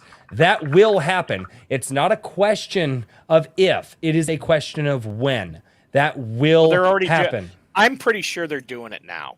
Mhm. I'll be Yes. honest with you. I think a bunch of these genre people have already figured that out, and they're just pumping out the books. Mhm. And the thing is that number one, it comes down. The other thing that it comes down to is whether that's what you want to do.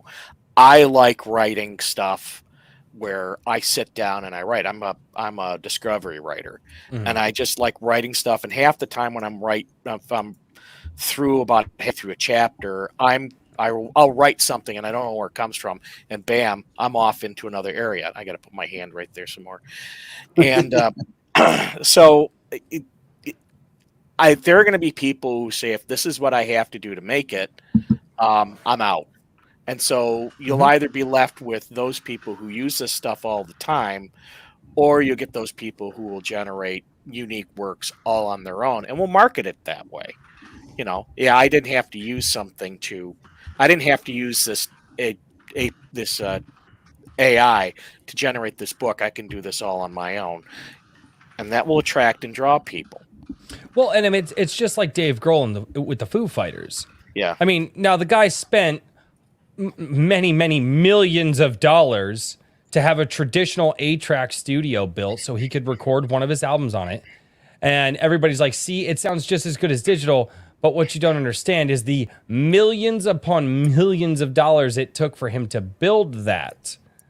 Right? Now, it's a very different thing. But again, the argument there is that somebody used the old school style, still made it sound just as good as the modern day, and it's totally acceptable. And that is still going to exist. What I'm saying is everything that we're talking about, the dog crap writers that are just going to put something in and let it come out, and then they're just going to release book after book after book. Then you're going to get people that utilize that tool. Then you're going to get people that write the old school way, that, they decide to actually do the entire creation. You're going to see all of this. One of them is going to win out. And as the trend goes, it's usually the people who integrate the technology into their creativity that tend to win out. It's not the people that rely on the technology, and it's not usually the people who want to do it the old school way. Okay, there's a problem with your argument there, and that is that it's the audio equipment is not generating the music. The musicians are generating the music. The audio equipment is simply recording. And the AI is not generating the story. The person is generating the story, but using the AI as a tool to gather the words to the page. The AI is generating it. The AI would be generating the notes in your example. Well, And okay. then you go through and adapt it, but you would be feeding it the information. And the seriously creative people out there are going to make it happen this way. It's all going to come from the person, but they're going to use the tool in a way that nobody here has thought of yet. And again, I go back to the musician days, like, oh, it's never gonna, and it did. Within like 5 years, it was a thing. When I was saying it was never gonna, and people are already working on it. And that's why I just can't say that the AI is never going to be used in such a way that's going to essentially create another, mega best-selling crazy rich author. Like, the AI is not going to create it. The author is going to create it, but they're going to be using AI in a way that none of us have thought about yet. And it's going to change the landscape. Well, then in that case, who actually wrote it, the AI or the artist? Which goes back to the editor. The idea of writing is going to change, because I doubt any of you actually pick up a pen and write. You guys probably type a lot right now. You guys, I mean, there's some, okay, dude, good. If I picked up a pen and wrote, I wouldn't even be able to read what I wrote. So, but that's what I'm saying is, like, we're gonna start getting into, don't argue with how your people. elders. Oh, all the time. My mom hates it. But we're gonna start getting into, the colloquial definition of what writing actually is. It's gonna That's not change. the argument, though. Okay. I have something to pitch to the writers here. It might be an interface issue that will change your opinion on this. Imagine a word processor that you're typing on the left, and the AI is constantly reading what you're typing and suggesting alternatives to what you inputted live as it's following you, and just line by line over your shoulder, offering editing suggestions that you can just like click on, say, actually, yeah, I do want to use this, description of the sky instead of just saying it's a gray sky, right? That's highlight it, click go, and it just that stuff plops is more it. annoying than me having to write it myself. I write software for a living. I've been We doing it can't for get 30 people to years. put it I through turn a off all that crap. Spell check. Do what? Yeah, I was going to Matter of say, Grammarly practically does that for you already, and it's horrible. Yeah, and here's the other thing. When you're writing your first draft, the first piece of advice is don't worry about anything. Just get the frickin' words out on the page. Because if you sit there and you try and edit it, or you try to figure out suggestions while you're writing it, as opposed to getting the images that are in your head down onto the piece of paper or whatever, you will slow yourself down and you'll lose your train of thought or all that other stuff. So then what you do, having that type of stuff bother me while I'm in the middle of trying to get that stuff down, I'd be doing this. So then what you do is you put the program on in the background. You write, you get it down on paper. You go to bed, you wake up the next day with the coffee, and you say, hey, I wonder what the suggestions are. You open it up because it's been running in the background, and bam, there's the analysis, and you can make the adjustments that day if you need to. And then it'd be like this because all the suggestions would say. Yeah, but so here's the issue. We'll use Grammarly as the example because it's most common. I know, but it's so the most common. So here's the issue. You have a writer who writes a sequence of 4 sentences in their voice and their particular style. And Grammarly will highlight all 4 of those sentences and offer you a suggestion to rewrite for clarity. And the rewrite for clarity is functionally point by point based on the quote unquote, for lack of a better term, MLA format of how sentences are supposed to progress. Mm-hmm. That's what a computer does. And that's what I'm trying to highlight here is that the computer will put it in the most perfect format it's supposed to be, not the most creative. Right now. This is all trying this is why I'm sorry, go on, Richard. I apologize. I was going to say, this is all like trying to sell, umbrellas to people who live in the Sahara. This is not what you care about. An AI is going to be able to do your marketing for you. Okay. An AI is going to be able to pretend to be you on social media and talk to your fans if you want. An AI is going to eventually get to the point that there is no author. Okay. If you want an AI generated something, you say, show me a fun anime about a dude who only has to punch people one time. And it creates Caillou for you. So ultimately, if you want like a computer produced product, there will be no creator at all. Okay. What is going to be different is when you have people who are trying to create something that is outside their area of expertise, it will be able to amplify their skills that they do not have. Okay. That's not amplifying. Yeah, it is. No, it's I not. can't draw pictures. I'm sorry. I'm sorry. My power drill out in the garage amplifies my ability to drive a screw. No, that's not amplifying. It's the wrong word.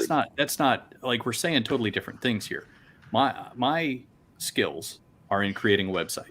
Okay. I'm trying to create a website to Mr. TJ. TJ, What up, TJ? for example. please introduce a new topic. Yes, I know, right? Let Richard finish his thought. I don't even Are know. y'all stuck on You guys can blame James for this one. He's been sitting on this for like a week or so. So I think I heard AI, right? I came on too. So. Right. Yeah, but Yeah. it's not amplifying. That's the point. The point is that you're not amplifying a skill because at that point the person has no skill to begin with. not necessarily true. But he said, I agree That's with you, not Daniel. amplifying a skill. What That's does TJ have to say? that is offering a service. That is creating a benefit, not amplifying a skill. If the system the skill doing is I know how to drive a screw, but I also need to get it done faster. So I grab the power drill and I Yes. use that tool because I know what I need to do. And I use that to amplify my ability to do it. Okay, It amplifies the question is, we it have lots of amplifies writers the here. speed at I've which seen you it do that it. way. Who's going to use this? Huh? Who's going to use this? That's We the have question. tons of writers here in the chat. Who raise your hand? Who's going to use this? Is it people who are writing now? Because I don't think so. Well, I did say that there are uses for it, such as generating lists and Well, yeah, specific formatting reports. I'm speaking specifically from the creative writing side of it. Yeah, I will probably for the never creativity, take its it's not. editing advice. But that's what I'm saying is you guys won't. There is somebody out there who will. Exactly. There is an And innovator we're taking out there. issue with the idea that they would be a quote unquote writer. Why? Yeah, because at that point they're not actually writing If that's anything. it, then sure. I would really agree with didn't you. think writers would be having this discussion so soon. I thought it was going to be longer than like 3 months. Here's the thing. Here's the thing. Give it within. I would argue that within 2 years, there is going to be somebody that utilizes this technology, and then within 5 years, that person, and when within 5 years, that person masters it and just blows the doors off the industry in a way that nobody would ever expect. And I don't think we would call them writers. I'm serious. Well, I mean, but it's why it's I agree with the first half. I don't agree with the second half. I think Here's something that's going to happen sooner. Accurate language translation. People who don't speak English will probably in 6 months be comfortable doing a machine translation of their work and hitting every market on the planet with it. Yeah. Well, and I mean, look at those definitely use earbuds. it They've to got do those earbuds translation. now that you can pop in, and it will in real time translate the language to you. Babblefish? I think we're just talking past each other. This week, I reviewed Bloodbane on my website. How was it? What's the pitch for Bloodbane? Let's see. I said it was a paranormal pulp with horror action and Yeah, I liked your RPG pitch. elements. That was good. Mm-hmm. Yeah, accurate. And the link for Periopsis Press is now down in the live chat. So if you guys want to go over there and follow Periopsis Press, that would be the best thing that you can do right now. And if you've read Bloodbane, you can go to the review and you can click recommend this book. So that's my new functionality. Yeah, nice addition. On Periopsis Press. Yeah. Very nice. I really liked it. I thought it was nice. Yeah, I'm glad. I shouldn't say nice. I thought it was Nice. well done. All those in severed general. limbs and chainsawed undead. Nice. Nice. It's more like a Oh, battle. God. More like a battle pruning shear than anything else. Oh God. I've got to finally crack that one open. I'm caught up. I was caught up on everything, and now I've got prompt voting again. So I think I got like 3 more stories to read. Nice. I feel like that's my entire life. It's like, yes, I've got a review out, and here's my TBR file. Yeah. Yeah. Yep. Right? I know. I have not been keeping up. I have not been keeping up with my reads. I agree. I'm too busy writing and doing work for other people. Yeah, it's not gonna Yeah. get better for me in the next like couple of months either. I've got a ton to do, which is good. Yep. gotta get. That's paid, the thing. Part of this, part of like all the stuff that we talk about, I've noticed recently, is authors talking to other authors about authory stuff Mhm. instead of speaking to the general public. Yeah, to read it's hard. What are they listening to us? Or what do they want to hear? Generally, the general public, no. To be No, of course not. completely frank, For readers. they it's because it's out of their purview is the problem, right? Thanks a lot, And Buzzkill. Yeah, well, that's how I am. My kids feel the same way, so Freaking Killjoy. I'm just, hey, them's the I breaks. call But you no, Killjoy. yeah, A drink I'm with good Killjoy. I'm good with it. I'm good with it. But no, but I mean it's I always that's- liked that as a name, Killjoy. Or Downer. A drink with Downer. There you go. You're just like a Less constant fun. downer, Yeah, huh? right? Because He's gonna ban talking you. to other authors' works, right? You get people engaged, people care, they have opinions. Validation. Yeah. Yeah, but it's because they're going through the same stuff that you're going through when it comes to the actual selling of stories. The other authors, like, we barely have time. We're all trying to create our own stuff. Mm-hmm. Well, So, let's talk about something adjacent, because I did a video earlier this week talking about an article that tackled the depiction of married men in TV shows. So like talk about something adjacent, like you guys sell your books to me, sell stories to me based on that. Or me too. Also, I'm literally accepting submissions right now. So, Bye. Katie, I assume you're referring to the fact that every married man on TV is a cuck and he's an idiot. That's pretty much what the article broke down. But I Yeah. thought it was really interesting. It was timely for me because I just read Bloodbane, which has just a fantastic family man, right? Who is respected by his wife and teenage daughter. and slaughters monsters to get back to them. Like, That's right. sorry, I need to read this book. I need No, to like- read this book. I know you like So- you like but, like, physical, this but I'll is- send this you is- I'll send you an ebook if you want it. Yes, No, Royce If- very much likes it physical. Unlimited copies. I have 4 kids. So Katie, I'm sorry, Katie. I apologize. But, like, this is the kind of thing that readers want to hear about, right? Right. So, like, I you talk about sympathize. adjacent topics.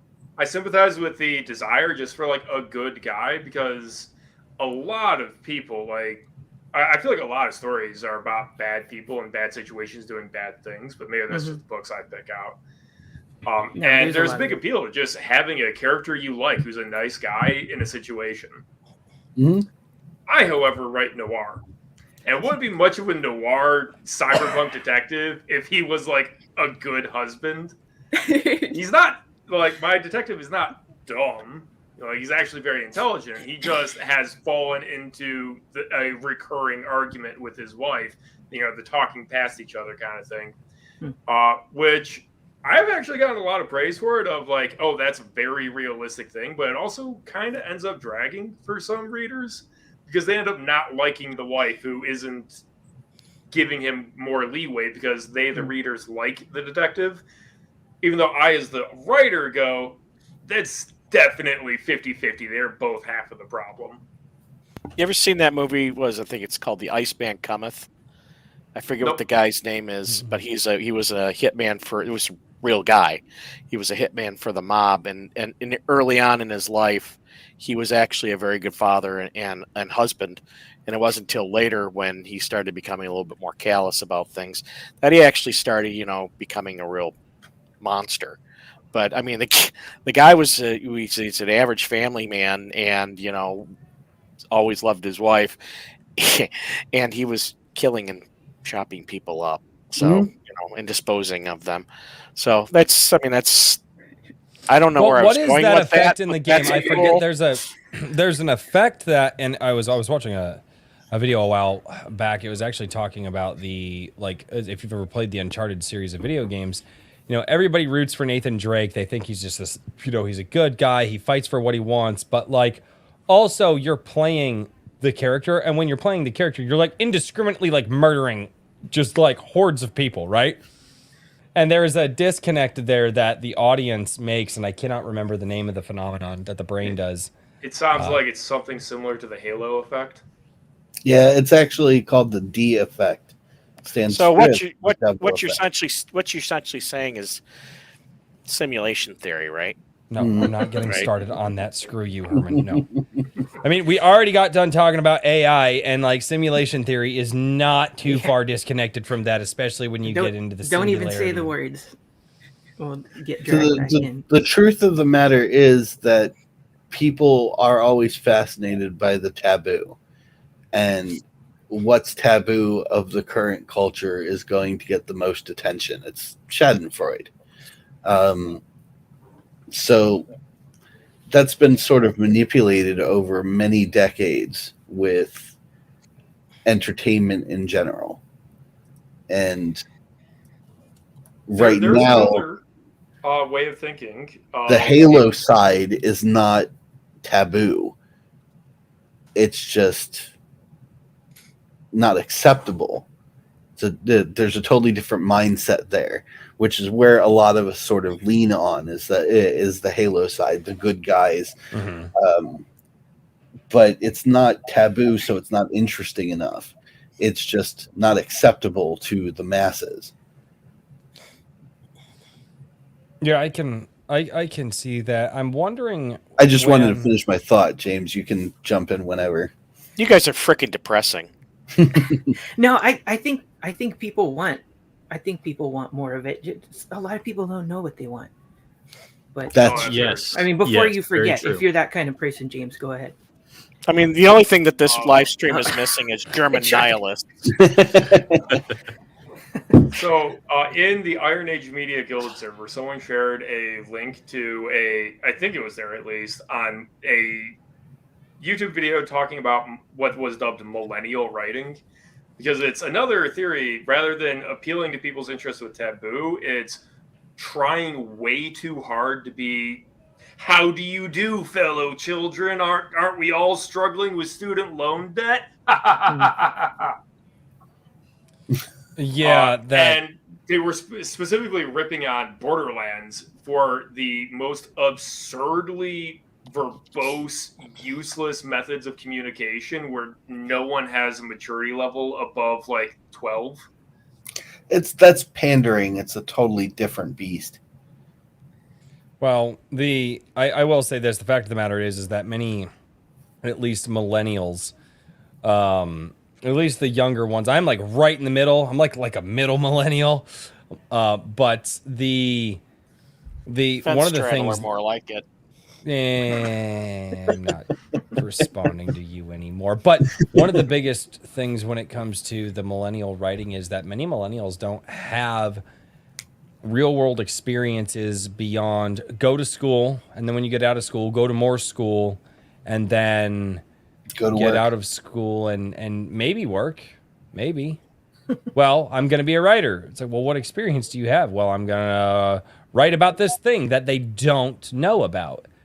And I think that's where the overcorrection comes from, is it's less people trying too hard, and it's more of people who literally have no actual experience outside of what seems to be the artificial experience that the schoolhouses provide.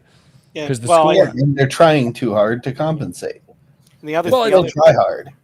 The other thing too is that a lot of your writing comes from experiences, and it's interesting enough that some of the greats that we talk about, with the exception of maybe Poe, who felt he was a poet before whatever, was that like a lot of the fantasy ones, like Lewis and Tolkien, and even Howard to a certain extent, they were much older, and they may have started in some place, and they may have started young, but they kind of matured very early.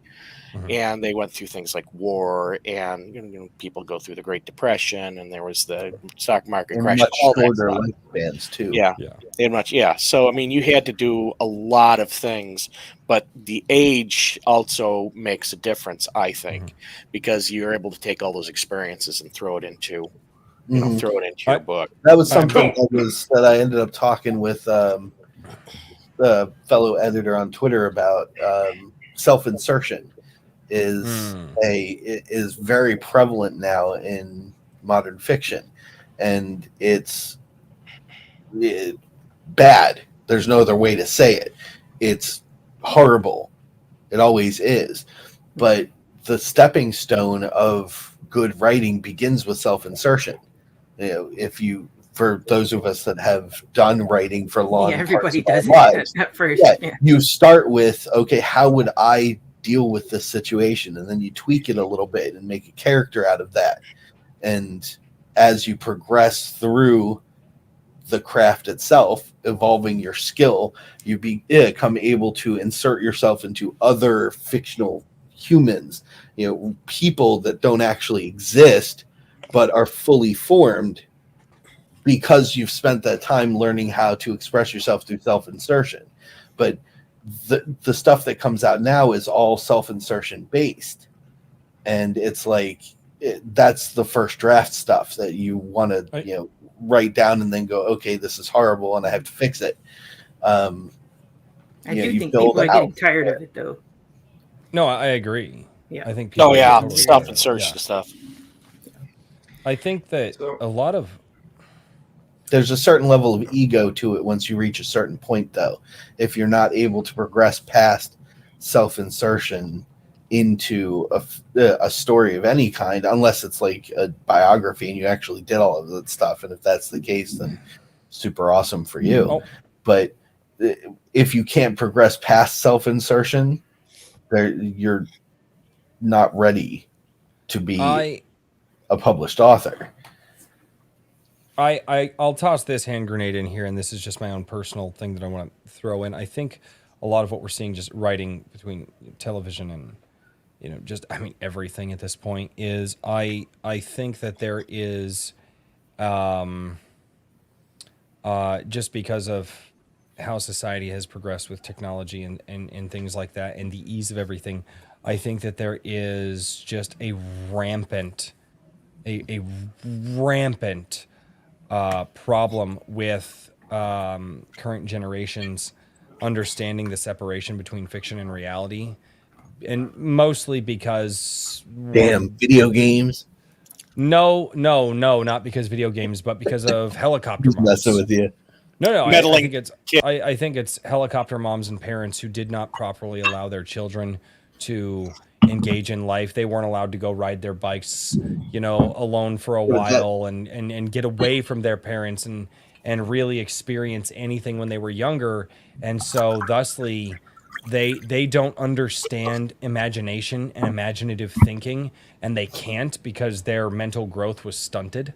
Well, there's a reason. It's less imaginative thinking and more critical thinking. Well, there's that too, but imaginative and critical thinking don't necessarily have to be different.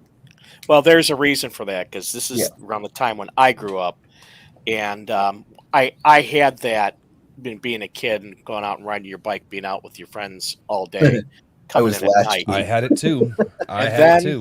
And then the child killers started showing up. Mm-hmm. Where I live, well, no, they'd always been there. It's just media started paying attention to them. Yeah. The first one that it wasn't actually. Well, it might have been the first one. The first one was the most notoriety, and probably nobody has probably heard of it. Was the Oakland County child killer? I've heard of them. Yeah, and that was in and around where I live. Who loves serial killer documentaries? Yeah. Katie, do you like serial killer documentaries? I need to ask this question. I'm so sorry. Wait, who, me? Yes. Do you like serial killer documentaries? Do you? Because There's don't a think hidden there's- survey No.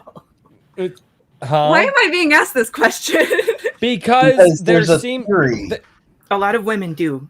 a lot of women really love serial killer documentary. My wife loves and being them the only woman, I have to be asked. because Well, I mean, nobody else Herman here isn't qualifies, identifying. and Herman's no longer Except for trans. Herman. So Just giving you a hard time. I detransitioned. I get to use the male bathroom now.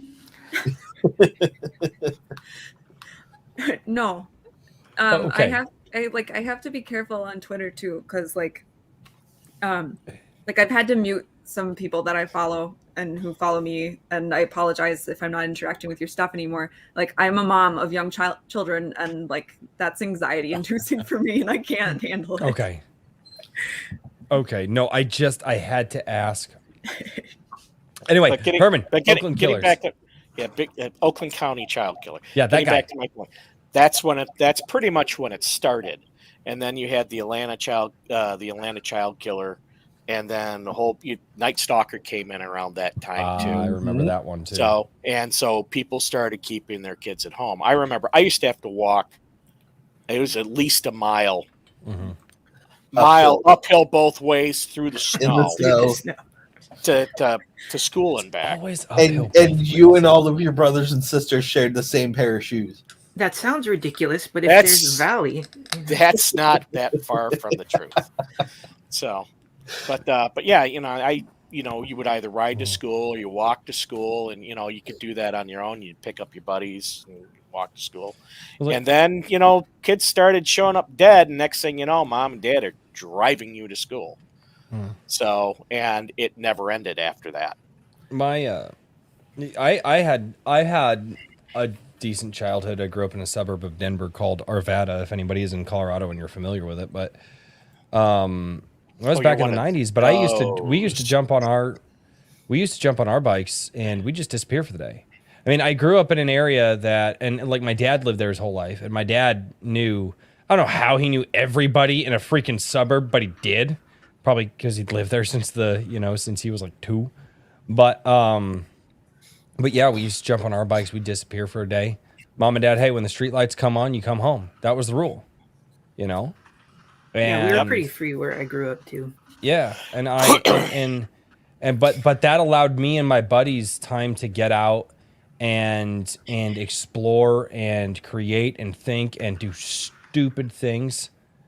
Like, I'm surprised I didn't. I cracked my head off the cement a couple times from the bike jumps, and that I'm not hurt. surprised. Yeah, that hurt. Yeah, but, and this is part of the life experience stuff we were talking about. And this is what I'm talking about. Is I think, and we were able to engage in, imagination, and we were able to engage in play, and sometimes we'd come up and we'd, hey, we'll play Power Rangers today, or there's imaginary zombies, and we would create these stories when we were kids because we had the stick in our hand, but the stick wasn't the stick. The stick was a magical space, lightsaber, but we couldn't call it a lightsaber because we didn't want to copy Star Wars. We wanted to be original, right? So, but that's what I'm saying is I think that there is a large generation of people that missed out on that and now are mentally stunted and can't write, right? And that just seems to be a large swath of the workforce, or at least the writing force right now. Yep. No experience means no context. No text means no uniqueness in writing or in any creative endeavor. Well, and I also think there's the other ones that, they sit there and they say, well, I'm a creative because, being creative is fun and important, despite the fact that most creatives are like scrounging to get by. But besides that, they have this ideal. And actually, this is what I see a lot on YouTube, is a lot of people wanting to talk about the writer's life. And you'll notice a lot of them don't actually write anything important or at all. So, but they have the writer's life, and they got the little diagrams and the sticky notes on the walls and all that other stuff. So I think there's a lot of I think that there is a lot of mystique about being a writer or being creative or being an artiste, whatever you want to call it. Where did those things come from, though? Yeah, well, you always have your posers too. Like everything has posers. Yeah, But but I mean, that's kind of the point that we were just discussing, is that the mystique was generated from those people who breached that boundary into the mainstream, Mhm. and those that researched about them. And we learned about Tolkien's service.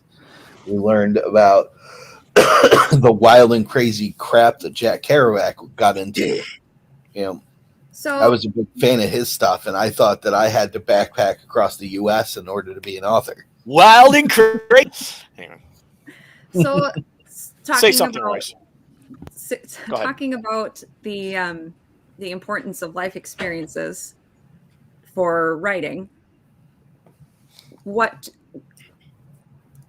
event in your guys' lives, at like an actual like tellable event, not like a generic we rode our bikes, but like a tellable this happened to me, has informed something tangible in your books, like a scene or a character? Good night, buddy. Oh, Well, I will- it happens all the time for me. Go ahead, Herman. Well, tell me one, right? Like I got, that, you know, that. No, you go. Me go? Okay. You go. All right. So I have a strange thing that I do, which is to have please. No, it's The to lady have president. no, not that. It's to have conversations with homeless people outside of the 7-Eleven in my town. Wait, what? Why are we talking with homeless people? I was saying goodnight to my kid. What? So there's a reason for it. Okay. He walks out of the 7-Eleven. I Yeah, I'm asked for concrete stories about life Go ahead. experiences Yeah. that have informed tangible things in stories. Yes. Go ahead. So here's the context for that. You know, I am a cigar smoker. I enjoy a cigar every once in a while. And one of the things that I like to do, because it takes a while to smoke a cigar, is to talk to the homeless people outside of the 7-Eleven. And they have incredible stories. Yes, I'm drink number 3, okay? Oh, it gets really good after this. So Hey, buddy, you gonna eat that? yeah. So the reason I do that is because they always have so many things to talk about. And sometimes it's the most outlandish stuff. And occasionally I've taken my own life for granted by exposing myself to some of these people. I had a guy who was telling me all about his the bar fights he's been in, and he got very close to me, and I thought he might actually challenge me to a fist fight out front of that 7-Eleven. But that particular person gave me the idea for a character that will be introduced in G Sedai 2, because his whole life was circumstance after circumstance where he made the wrong decision for all the right reasons. And that's what I learned from his story, was that he made the wrong decisions at every turn to lead him to this point where he was in, but he did them because he felt like they were the right things to do. And so I designed that character that will be introduced in the second book, albeit a young man, with that same mindset of trying to do the right thing but making all the wrong decisions. And it's one of my favorite new characters that I've been building, but that's how I learned how to make characters, is by experiencing the most extreme versions of people. Is, you know, as sad as it is, the homeless are often full of stories about choices and trials and tribulations. They're full of really weird stuff because a lot of them have mental illnesses that they haven't been able to function in society because of. And it's like they're willing to talk to you about it. So I was it's going to like, say they're dying to talk to you.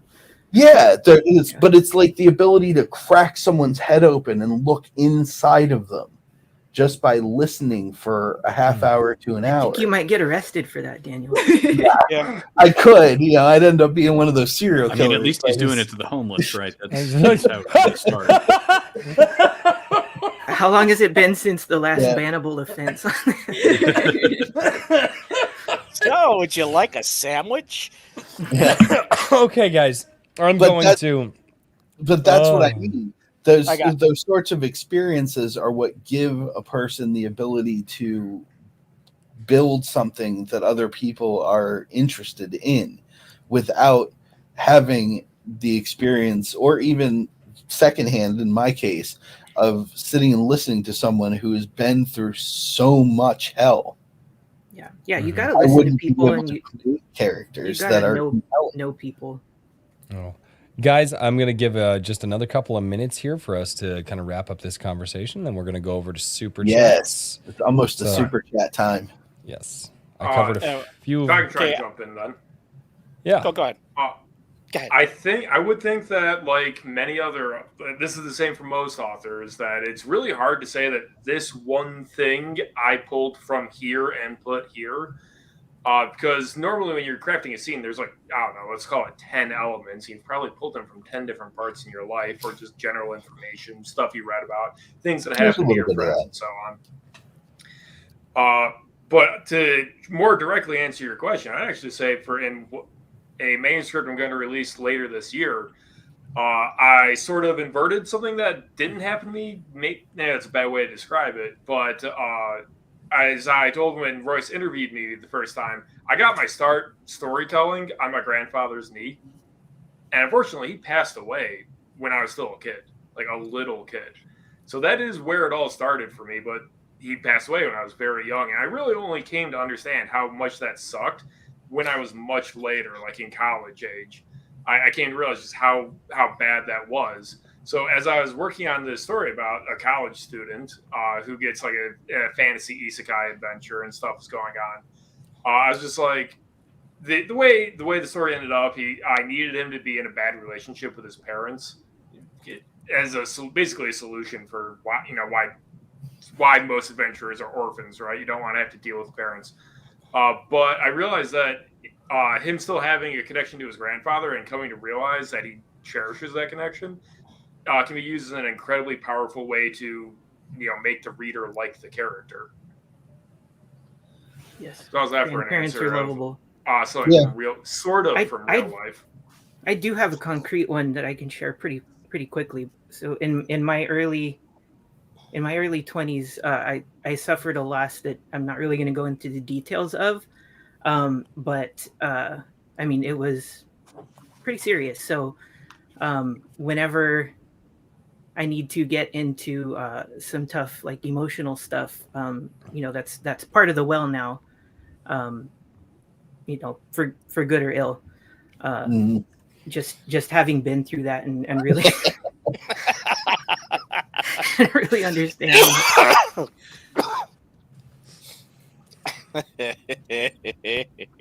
Pray your business is work, Richard. Got a whole carton of cigarettes in the van over there. I'm sorry, I didn't mean to derail you, TJ. I Yeah, do sorry, apologize. TJ. You And can while blame you're at Richard. Bring that shake. You bring that shake you haven't finished. Oh god. It's a bit much even for me, and I'm apparently the homeless killer. So what I took out of the conversation for the last few is that we need to have Mrs. Katie Room on a lot more, because she tends to bring good conversations. I'm sorry, I hate AI conversations. That's all. No, I'm not. No. Let's not That talk one AI. was getting stale. We That are one really was saturated James. with That that. one right was now, yeah. that one was James. You can blame James for that. He threw I that mean, hand grenade. It was He's also partially my fault. well, yeah. I was all Actually- for us. I was all for us ganging up on Royce, but you guys wanted to go AI, and that is a fun conversation. I from my love. perspective. I feel Right. like as the co-host, we need to deflect some of the arrows fired at Royce. Some, not all. Why?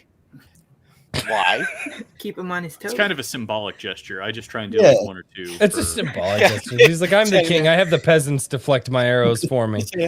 Wait, Royce, I'll get that for you. Yeah. Yeah, trust me, that's how it feels. And then they turn around and shoot me with their own. All right. Yes. So before we go into super chats, obviously this will be if anybody has to go right now, you're more than welcome to. If there's anything, if you do have to dip out and get on and move on to the better things in life, you're more than welcome to share what you're working on. And I will make sure to get those links down in the chat. But if you guys want to hang out for super chats, we're going to keep going. Yeah, I'll hang for a bit. No, I've got lots. I got lots of time to keep picking on you. So Yeah, I'm aware. So, all right. Now you know how Mark feels. Yeah, no, because Mark does this to me all the time. I just trust me. I'm well aware. Yeah, everybody does it to Royce. If anybody knows how it feels, It's like him. this. It's like this big circle of victimhood. I go after Mark. Mark goes after Royce. I go after Royce. It's not quite a circle, It's not. Yeah, it's more like a wishbone type of thing. Teardrop. Yeah, great. Yay! Kick 'em on for $5 says Dora the Explorer. They have a map on that show. We're not getting into that conversation tonight, Kikomon. Yeah, that's my Sunday coffees. My Sunday coffees can get a little spicy sometimes. So, and then, Kikomon dropped quite a few super chats. Yeah, I'm waiting for the Kikomon jokes. Oh, they're here. They're already here. Good. But he did. This was back during the conversation talking about best television intro. Anime Tokyo Revenger's second opening, and then Tokyo Wonder by Nakamushi. That one I am not familiar with. Kikomon watches a ton of anime. He's actually very well versed in a bunch of decent animes. And then Kikomon for $50. I gotta do that. I gotta do the button for the bigger chats, right? I think that's what I'm supposed to do. I don't know. Makes sense. Maybe I don't know. Somebody. I don't know. They gave me a soundboard. I'm trying to utilize it. I do need to get the #1 Iron Age Booty Daddy sound loaded up, though. I do. That was not me. That happened on Mike Miller's stream, and Trippy Soul was chatting, and it was. I gotta play that sound clip. Yeah, for you guys. that one was so good. That was funny. Were you there for that? Oh my god! I saw it. Yeah, I wasn't in the Gilded, but I was watching the stream. We were dying. Yeah. We were dying. It was bad. So for $50, Kikomon, undoubtedly the best intro is the Kikomon song. I said, gotta have soy sauce for omelet too. Oh god. And then Kikomon for $10. Again, good lord, Kikomon. And this was actually when we were having the AI conversation, and he said, and Kikomon actually kind of works in and around AI. So, yeah, he might be really drunk on my channel, but the guy is wicked smart when it comes to this stuff. And he says, AI will be beyond our comprehension. It is in its baby stages now. The moment it learns to improve itself, we'll never be able to catch up to it. Individually tailored stories in seconds. And I think, Richard, you might have been alluding to that point. Let's not get into it. Nope. Yeah. No comment. I'm just... Move along. Just Toxic for $2 says that because he said the meta joke earlier. He says the joke was meta, which is M backwards 3 or M3TAH, which is mi huevos un tu boca. No, sir, no. What? Mi huevos en tu boca. My balls in your mouth is what he's saying. It's Spanish. It's Toxic. His name there. Yeah. Just sorry, Toxic. man. I don't get it. Just Toxic says, "Damn YouTube and their censorship." Yeah, they do be like that sometimes. What, really? You guys already started down in the chat. Wow. Who's down in the chat? Lots of people. Oh, hi, Maji Chan. Maji Chan is down there. Maji Chan.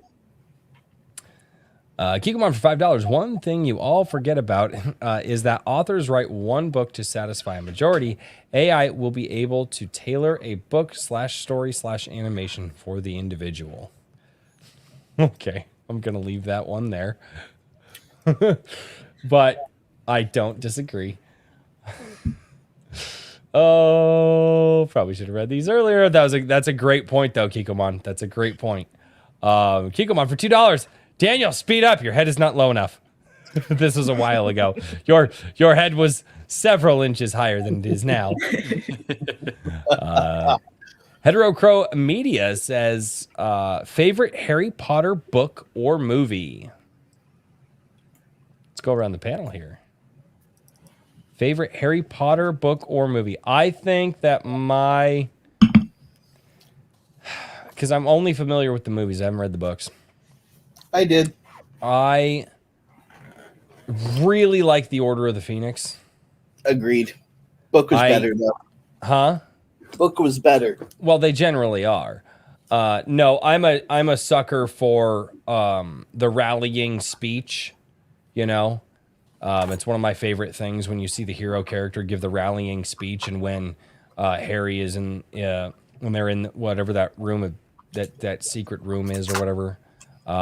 But when they're in that room practicing, he's like, all of the greatest wizards started out as nothing more than what we are today.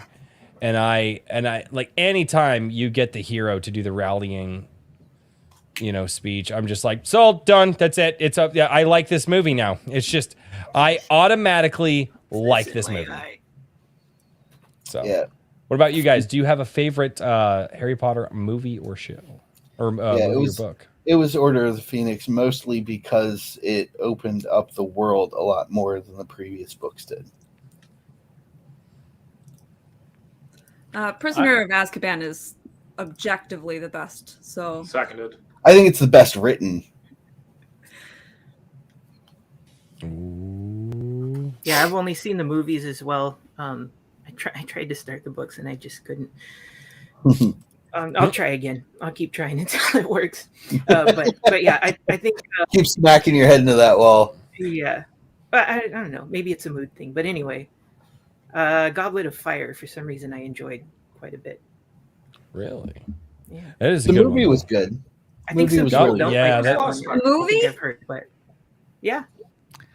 I don't know I why I haven't like even the seen tournament. all That's what he's talking about. Tournament thing. Oh, Yeah, the probably Triwizard one of the, Tournament. most Yeah, packed of them. Yes, it was. But as a movie, if you look at it just from the perspective of a movie, Goblet of Fire was really good. It was high impact. Really? That's Yeah. okay. I honestly and I had think- read But I don't everything have a frame before. of reference. So Yeah, he's not talking about the books. Yes, but still, as a movie. Sorry, Are you just It's, upset Goblet of because Fire is not a Robert, bad movie. Pattinson Even died? from a film perspective, heroic it's not trials. terrible. all she's flat. going to take down all my reviews. Yeah, now, it 'cause I don't is. have a It's bad all opinion. flash. You're But it's forgetting about heroic trials. there's heroic trials, an interpersonal drama, the fantastic meeting and the fear at the very end where they come face to face with the villain, the death and the emotional impact of Cedric. I mean, like, Diggory, yes. Diggory. Sorry, I want to say because didgeridoo, Didgeridoo. but No. Good eye. But there's all of the glue had to be cut, right? So like I none know. of the motivations make sense. Yeah. Yeah, no, okay, you're not wrong. I wouldn't say context none of is the lost. motivation. And I it's wouldn't so say none of the episodic. motivations. I would say that there are some mild there, and I would argue there are mild leaps that you have to make as an audience member to make some of them connect. I think they left enough of the motivational stuff in place, but you're right, they did cut out a If we're chunk of it, for speaking sure. just from the movies like TJ is, it fit perfectly into the set of films. And it was really a culminating point because it was essentially the heroic trials. It's like the 12 labors of Hercules, but for Harry Potter. Sure. And that's what made it so great from a audience perspective of the movies. No. For those that read the books, however, it was lacking in so much depth that it didn't make any real sense to anyone who had actually read the books before watching the movies. Now I did watch it when I was in a period of patting the twin babies to sleep. So it's late. I'm like done for, and I'm just like zoned out watching this thing. So yeah, popcorn fun. Sure. What's wrong with popcorn fun? That's what we all do for the most part. Everything after like the Half-Blood Prince, as far as the movies were concerned, I just don't necessarily care for. I don't even like the Half-Blood Prince. I don't like that movie. I don't think it's a good movie. Even on a film perspective, the Half-Blood Prince is objectively the worst film in the franchise. As much as I love the books and like the series in general, I did not enjoy the book endings, and I enjoyed the movie endings even less. You didn't like really? You don't like you didn't like Sorcerer's even just as a movie?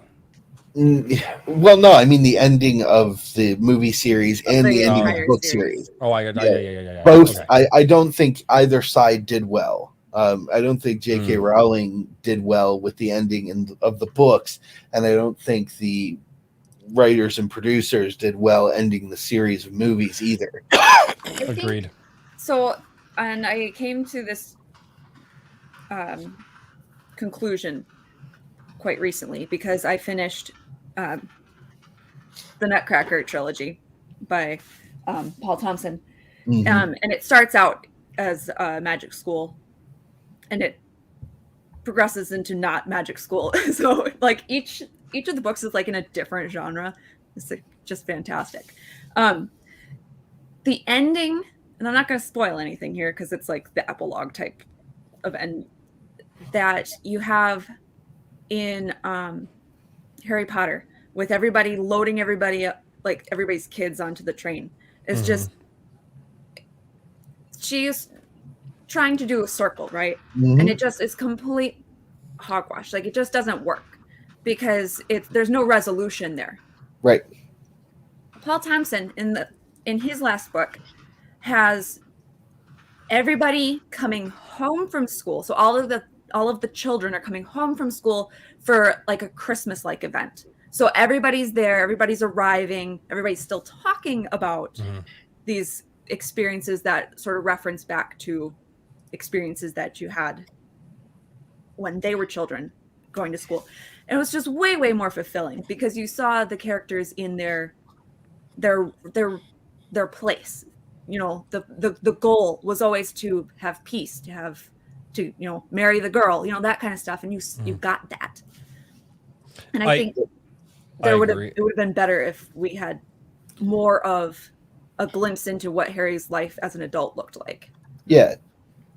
I think it would have been better had they ended with like the Harry's wedding, or even possibly him sitting there, and you realize he was maybe like recounting the story to his baby that's in the bassinet. Something like that, I feel like would have been a better resolution than sending the kid off on the train at the end of the movies. That scene, it's always bothered me. Well, it's a perfect example of pandering because it was a response to audience enjoyment of subplot characters rather than a wrap up of the actual journey of the protagonists of the story. Gotcha. All right. Kikomon for $2. And I think the rest of these are actually Kikomon, unless we have some over in the locals chat, which doesn't look like we have any super chats over in the locals chat. Kikomon for $2 says, stop speaking about self-insertion. Ew. Yeah, I was. Only you, Kikomon. And Richard Perry. You can't tame the chat. Narcissism at its finest, self-insertion. That's the number one Iron Age patron there. Yeah, pretty much. Royce, check your a drink with a gilded private messages. Hi. You guys got to do this. Is this something that I need to pull up on stream? Do I need to? Because I'm checking it on my tablet.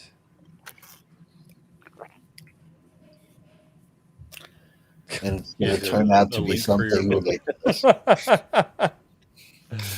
Oh, God. That's funny.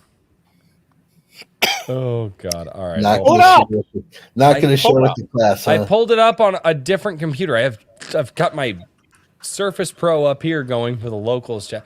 You gotta understand, I've got 3 screens in front of me right now, and the chat, and wild and unruly guests. I have 3 screens in front of me. They're all widescreen TVs. No, they are not. Absolutely the fuck not. No, that would be annoying.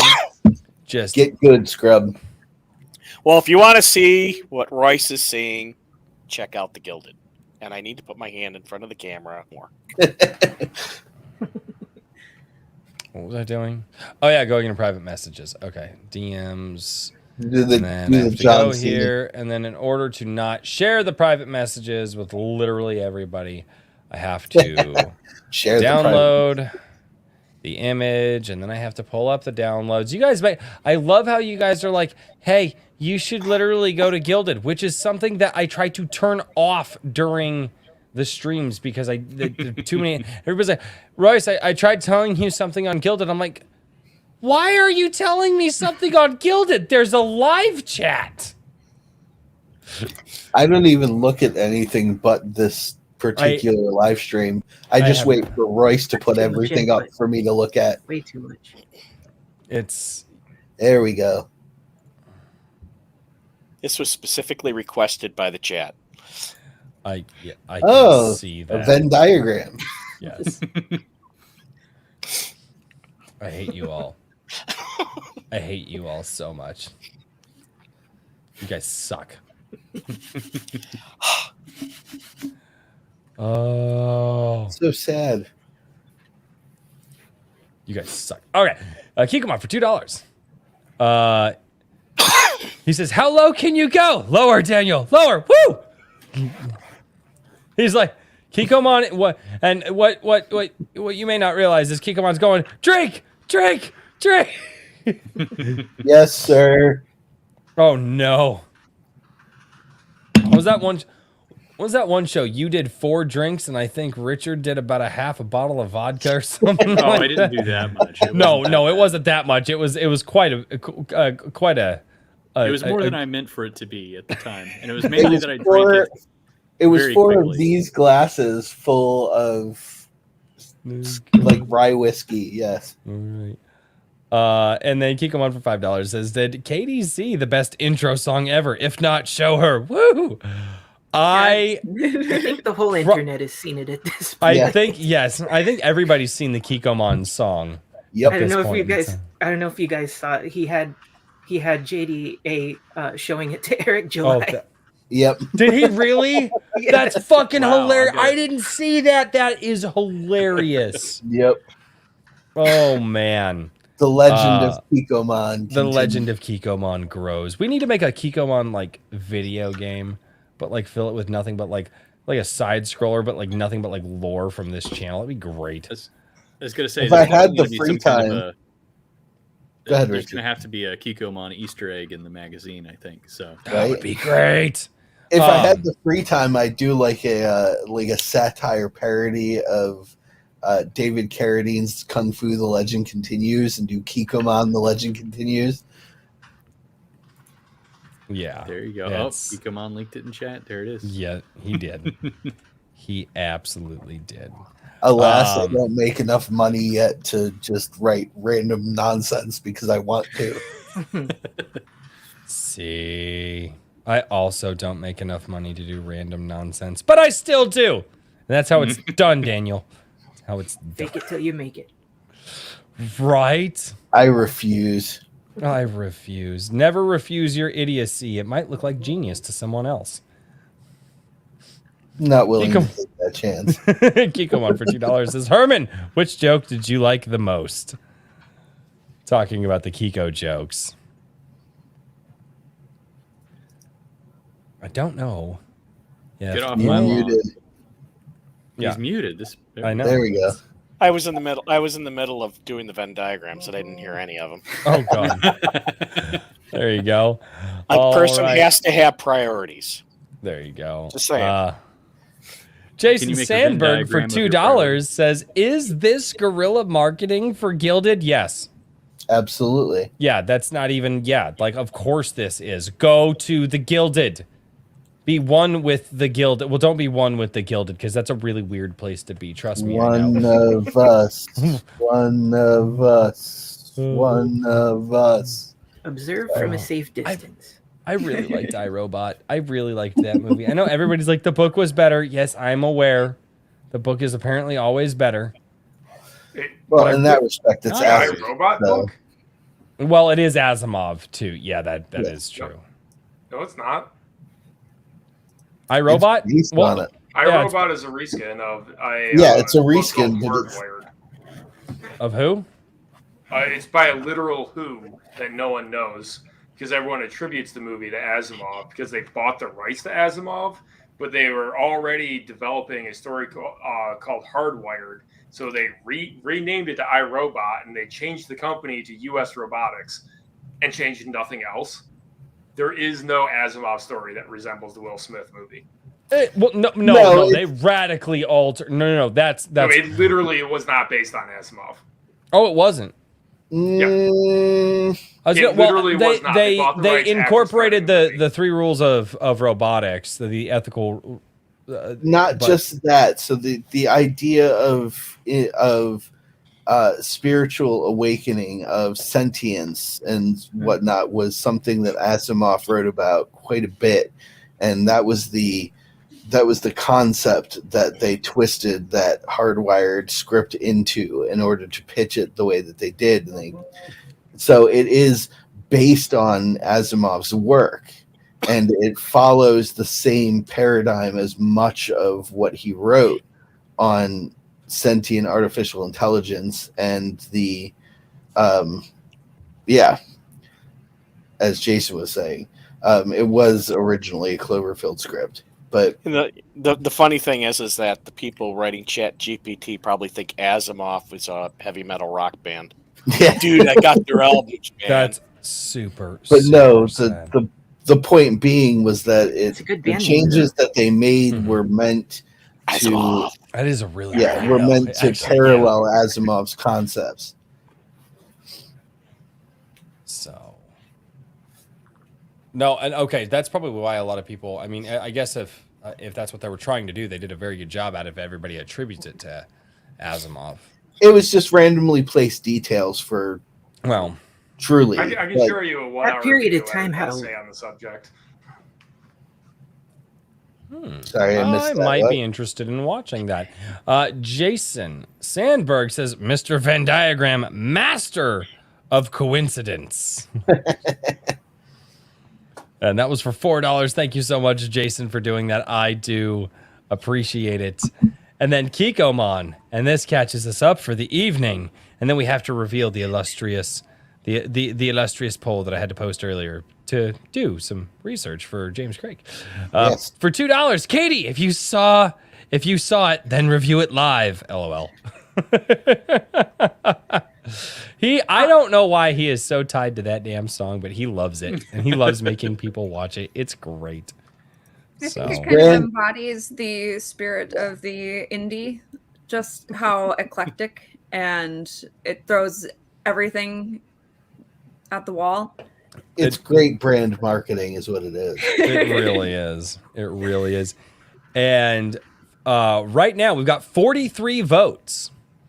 And Suspension Space is 63 to 37. Suspension Space. It's that alliteration. Although I don't remember what the second one was. 5 to 4. I didn't know anything about it, so I just was like, space equal good. So space. Yeah, space is always good. I think that's why the preponderance of votes for Suspension Space. I like the way that Suspension Space rolls off the tongue. Yeah. Better than 5 to 4. It also doesn't quite make sense 5 to 4 because most people don't work till 4. They work till 5. Yeah, a lot of people. See, and that's what I thought. But I mean, I also know a lot of people that also work till 4. And then I also know a lot of people that work until 3 in the morning. And then I also know, like, there's no standard time anymore. So I think the reference to a specific standardized, like, time that everybody gets out of work, those days it's are still a universal. You say 5 to 4. So he's got some kind of a a riddle there, but that's probably too complicated for us. Yeah, it's a little too complicated, and it's still a standard assumption because the colloquialism is 9 to 5 job. Yeah, that is true. Yep. Yep. No, I do like suspension space. Suspension space does seem to. I mean, we could. I guess we could. I could try to open up a poll in Gilded and do an announcement, like an actual announcement, and then I can announce at like everybody and say, "Hey, we have a writer here who needs some help," and we could put this in the Gilded and see if we can't get a larger audience. Just ask the AI. My only kibitz with the Just ask the AI. Stop going in. Yeah. Katie is never coming back after this. She's like, I'm unsubscribing. We're just not going to talk to these people anymore, babe. It's like, it's cool that they were nice to us, but no, we're not doing it. Yeah. Well, if you were her, the word AI comes up. There you go. If you were her, would you want to talk to us? Oh, hell no. Yeah. No. She is wonderfully gracious to be showing up here and dedicating time to this. Would you mind pulling up the picture I just posted in Gilded? Real quick. Why the fuck do you guys go through the Gilded? It's in the general Gilded. It's not a private message. He just said not to do that. Not in the private I also want to messages. share it. But my only kibitz with the title Suspension Space is it doesn't tell you anything about the story. But once you read the story, it has could better text for a cover. That's why I'm leaning towards 5 to 4. Actually, I get that Suspension Space sounds a bit better, but you can actually like lay out 5 to 4 a lot better. It might lay out better, but it doesn't mean anything to me. Yeah, that's what I mean. It like neither of them really mean anything in context, and even with that cover, I don't really understand it. I do think that Suspension Space is a catchier. It is catchy. It just doesn't tell me anything. But it doesn't necessarily need to. I'd say with the images, I could guess that it has to do with being stuck there. So yeah, like I mean, I don't want to have a dream about being in a place like that. So like I mean, I can like imagine it. Yeah, I like the styling, and I see that Suspension Space wouldn't fit well in that same style. But yeah, the 5 to 4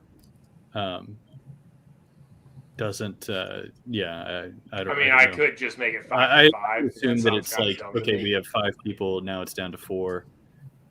Well, yeah, people are getting killed off. Yeah, It's I know. supposed to be a bit of a double intention. That looks a lot like my office at work, especially the T-Rex trying to kill me. Yeah, Herman has the best office job ever. Yay! Yay! Thank you for the votes. Your votes aligned with what everyone on Twitter told me as well. Everyone likes Suspension Space more, so maybe I just need to figure out a better way to illustrate. And I should point out that Is there anybody who could help him work the artwork that he's going for and the name Suspension Space? I dig this style here. I do dig this style, but if with there is context, I could come up with some titles, but well, I like Suspension Space. I don't think Suspension Space is necessarily. I really like that name, especially understanding the premise of because James is kind of, said it to me. But yeah, I use Suspension Space in a subtitle. That might be 5 to 4 Suspension Space. Yeah, maybe. Because the thing is that he mentions it on the back. He mentions it on the back.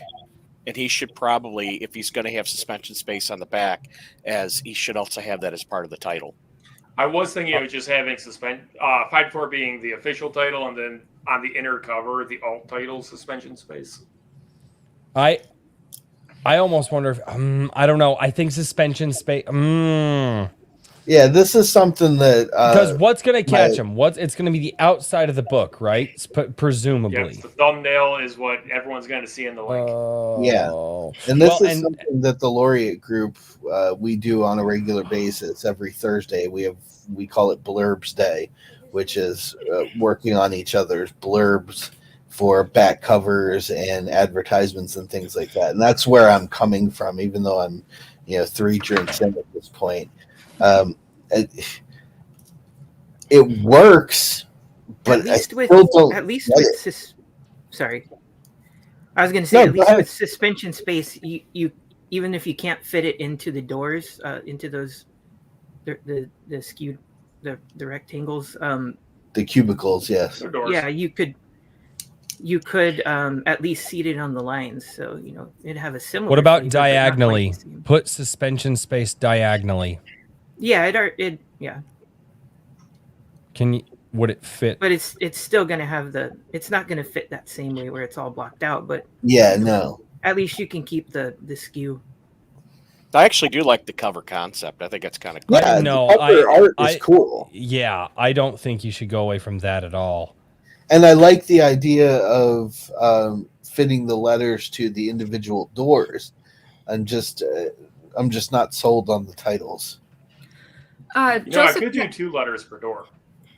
I could Joseph shrink Peck it down. makes a good point, I think, in the chat. Yeah. Changing the O to a clock might help.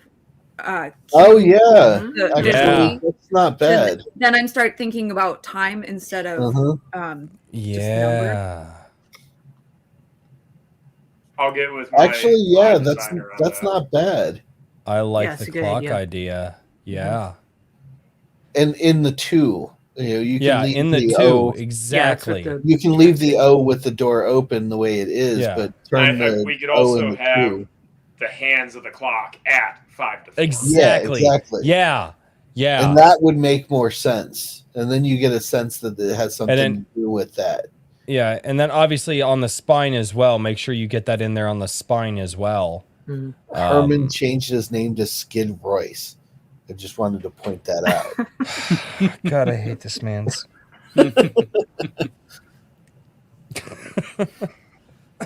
Oh God. James, you're putting in a lot of good work, man. You're really putting in a lot of good work. But I do have to ask this, and I haven't even finished the damn book yet. When am I getting in an infinite money? Oh, okay, James. I You haven't started IMG yet. Okay, no, He's he hasn't 4 even started chapters this. in or something. Yeah, no, I'm in the 5th chapter, about halfway through the 5th chapter. That's where I stopped, even like before our interview. But I was sitting there when I was sicker than a dog on Sunday and Monday. The body aches and the pains. I sat, played a video game, and I was playing Kingdoms of Amalur. Not the one that I have on my Steam account, the one that I actually bought on PlayStation 4 because I needed something to do. And my character, because it's an open world RPG style game, my character runs up to one of the NPC guys trying to kill me, and I get him, and obviously you do the taps, the 1-2, wait, and then you tap, and you can start to juggle the NPCs. So, dude, I started dying on the couch because I have a major cough at this point. It's horrible, and I can't stop laughing because I'm sitting here, and as I'm and I caught the NPC character between a wall, and I'm beating it with my sword, and I went, I wonder what this NPC feels like as I'm juggling him in the air. And I was like, I need to tell James about this. And because in my mind, I was sitting there, and the thought that made me lose it is this guy just sitting there going, why haven't I touched the ground yet? Because I haven't been between a wall, and I'm just beating him with the sword, and he's just like, just please let this be over. When will this misery end? And I thought about that, and I don't know, maybe it's because I was just really, really sick. I don't know if the thought's very funny, but I was thinking about it in the context of your book, Infinite Money Glitch, and I was like, I got to tell James about this. And I just started losing it. Just if there's ever anything like that, if you do decide to write a second Infinite Money Glitch. I figured out a sequel that I'm going to write for it. Oh, good sir, that's great. Yes, Nice. it's going to take some inspiration from classic RuneScape. Oh my God, RuneScape. Wow. Yep. That's a And throwback. with that being said, it is time to start with the final shills for the evening. No. I'm going to shill for you. Fuck off. Anyway. Now, Now, the question is, and this is where I suck at being a host, because obviously everybody says ladies first. Now, I totally agree. Titanic's going down, ladies first. You open a door, let the lady inside, get her out of the bad weather. We should stand in the rain, open the car door. I get these things. But in this instance, where it comes to the shill, is it the best for last, or is it ladies first? I don't know what to do here. Katie goes first so she can go to bed. True. She does. He's have accusing to do... you of being sleepy. Well, sleepiness actually. Most She of us also- know how exhausting Projection. small children are. Yes, and she do have that small children's. I don't have twins. Send TJ home first. Send Yeah, he's on the TJ bottom, home so first. you That's gotta work your fair. way up. That's fair. TJ, you have been chosen, good sir. What would you like to And show? then I What have would to you- leave. All right. Well, no, you don't Um, have to leave. I just- Get out. Get out. Yeah. So Run so for your life. if anybody hasn't, check out the Bloodbane review on Katie's website, Yes. curiospress.com. I think you guys shared the link earlier. I did. It's I on forgot. Twitter, so yes, thank you. And check that out. It's a good time to read Heroes Metal 1 and 2 because 3 is on the way sooner than later. I'm doing my best to keep trucking at a good pace despite the other work that I have to do. I get all that. Lots of writing, so I have to figure out how to work it in before I'm dry for the day. And then I shared in the private chat. I have not my anthology, but an anthology that a friend author is doing in our LaPointe, who I have reviewed. And Katie, you did Chalk, right? Yeah, Katie has also No, reviewed. not Chalk. I did Gun Magus. Gun Magus, Gun yeah. Magus, right? Yeah, okay. Yeah, so he's got some fun action stuff, but there's some amazing authors in this anthology. So it's up for pre-order. It's called Swords and Maidens, and it actually goes back to Katie's question earlier about the married couples or good, the masculine heroic men and all that kind of stuff. The whole premise is chivalry, and so Nice.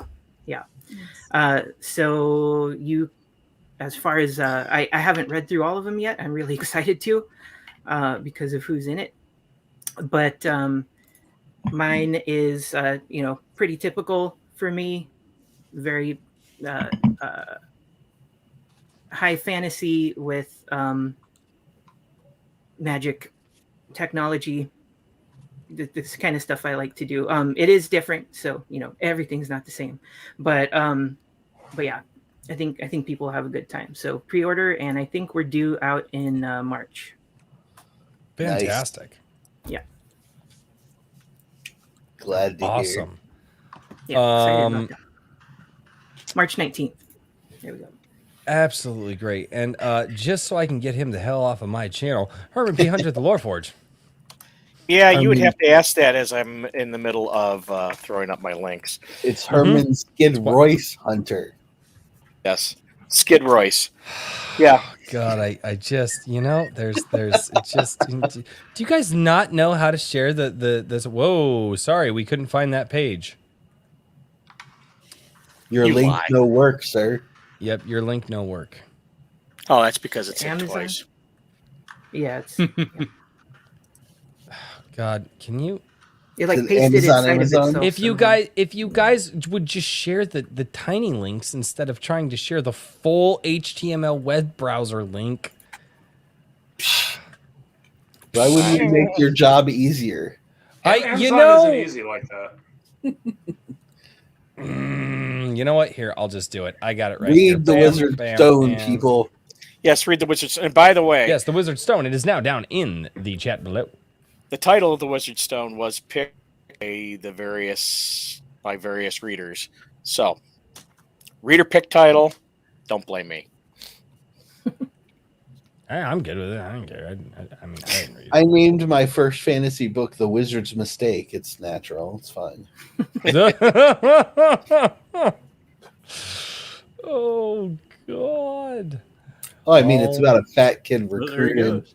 on a magical quest. So yeah, it's the Wizard's Mistake. Wizard's first rule. Yeah. Sounds familiar. That's great. Mr. James Craig, what are you up to, man? Well, I've what's been accepted into 2 anthologies, which I'm going to, as soon as they're Yes. publicly announced, I'll get you the links in the future if that's cool. Fantastic. Mhm. One is an urban fantasy monster hunter anthology, which I was pretty happy with. And another was a bunch of crazy independent guys did a horror anthology. So, yeah. Very cool. And of course, Infinite Money Glitch, my epic fantasy, Undying Emperor, all those good things have already been talked about. See, and man, you're putting in a lot of work, man. Yeah, James Craig is the most chilliest of us. Oh, it's so great.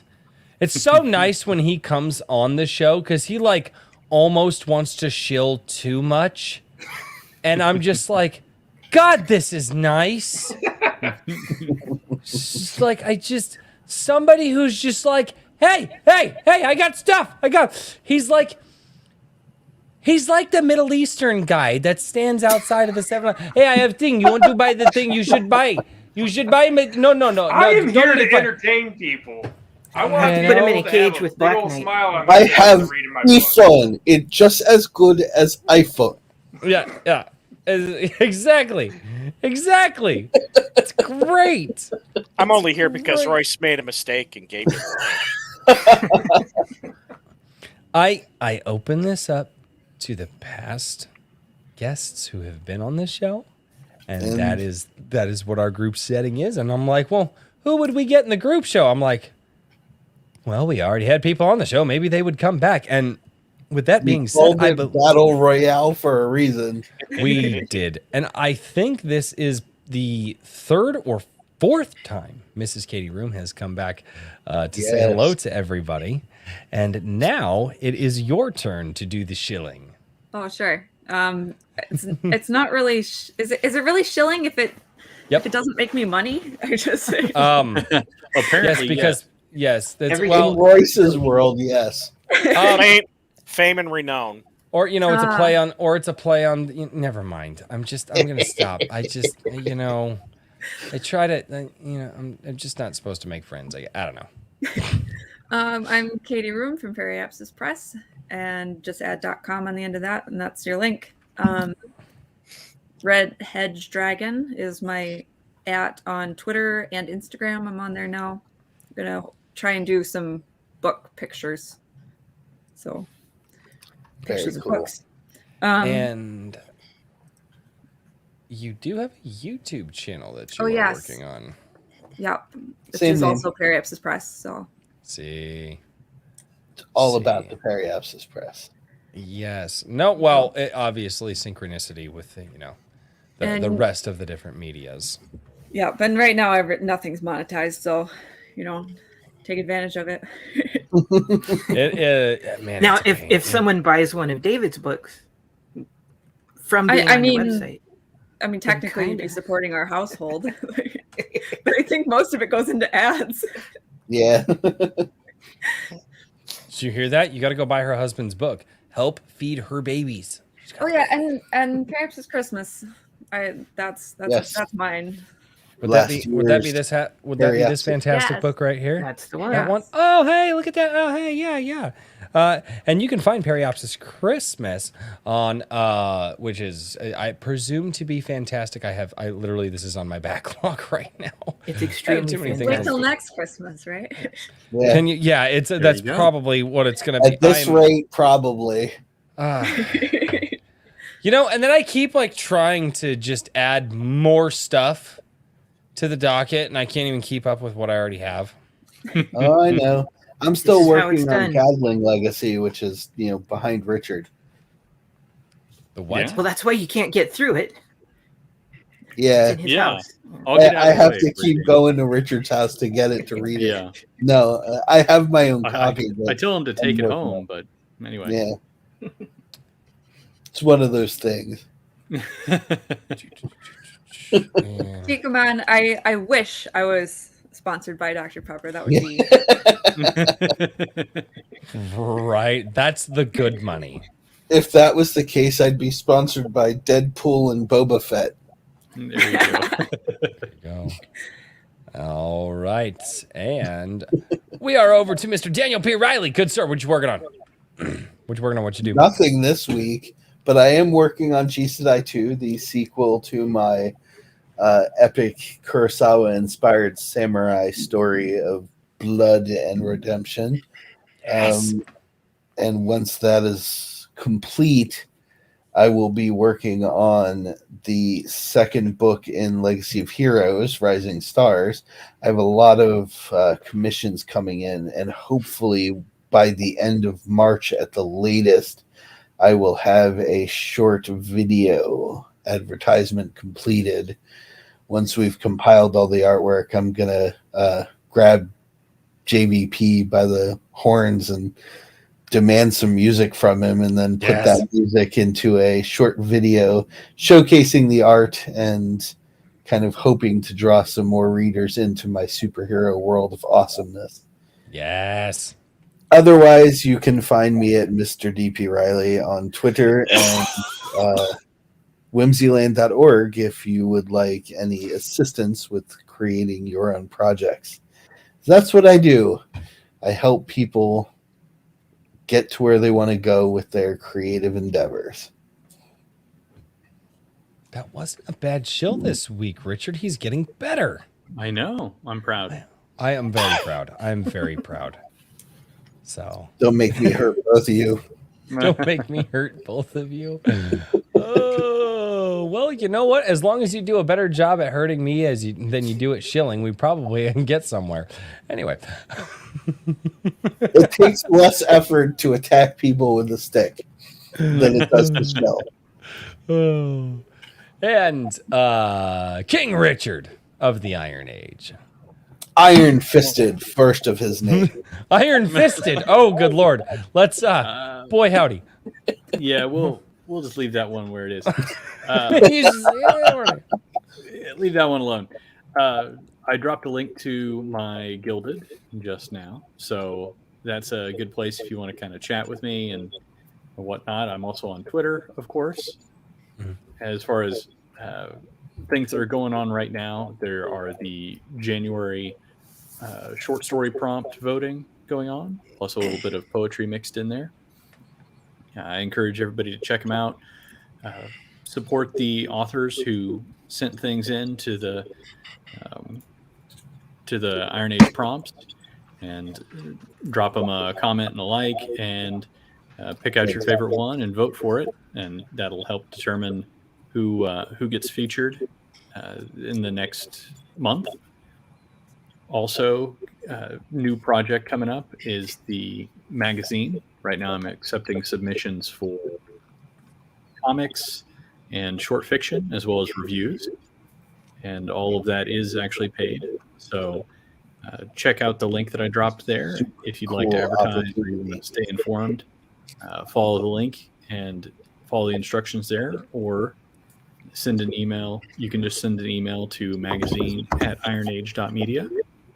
And last but not least, let's see if I can actually get the code, the shorter URL, so that Royce doesn't get upset. My wife has a science fiction story, a science fiction novel that out now on oh no, it popped up and then it went away. I'm gonna have to find the dang link. There Gadling it is. Legacy. It's not hard. Yes, the Gadling Legacy. It's a science fiction story. I encourage everybody to go check it out. And I will get the link in chat in just a moment. I'm just going to get the long one because I really don't care about that. Half the time, I swear they don't post properly when you get the long ones. That's why I always do the short ones. Hopefully it works. You can. We'll see if that works. But anyway, on to you, Royce. Oh, Herman had his blade face up.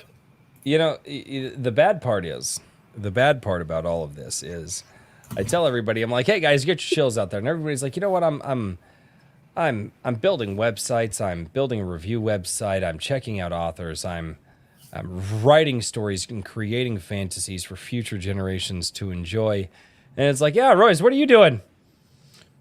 Chilling on YouTube, ladies and gentlemen. That's what I get to be, that guy. Like, we hear all the fantastic works that people are doing, the work that they're putting in, and I'm just like, hey, I'm gonna make a video or two for you guys to check out this week, and hopefully you guys do. And the other thing that I would really, really love for you guys to do, and hopefully we finally figured out the horrible audio issues, it would be absolutely fantastic if you would go over to the A Drink with Crazy or ADWC Gaming channel, where we're doing a fantastic TTRPG for the Star Shattered universe. The Star Shattered universe was created by a friend of the channel, Black Knight, and he is 10 books deep right now and has a fantastic world for us characters to go and play. And I play a starship captain who is of an alien race, but speaks with an Irish accent, because I felt that was the way to go. And apparently it's I don't know, people seem to like it, so we're going to stick with that one. The other thing that I would absolutely love for everybody to do is never forget that 11 a.m. Central, right here on this channel,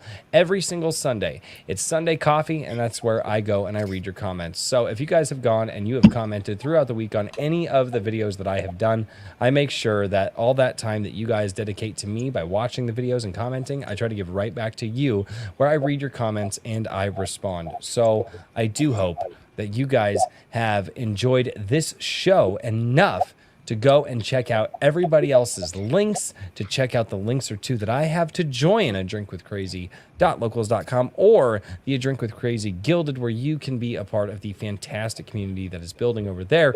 But as always, until next time, I do have to say this. Cheers, everybody. Support the Iron Age, folks.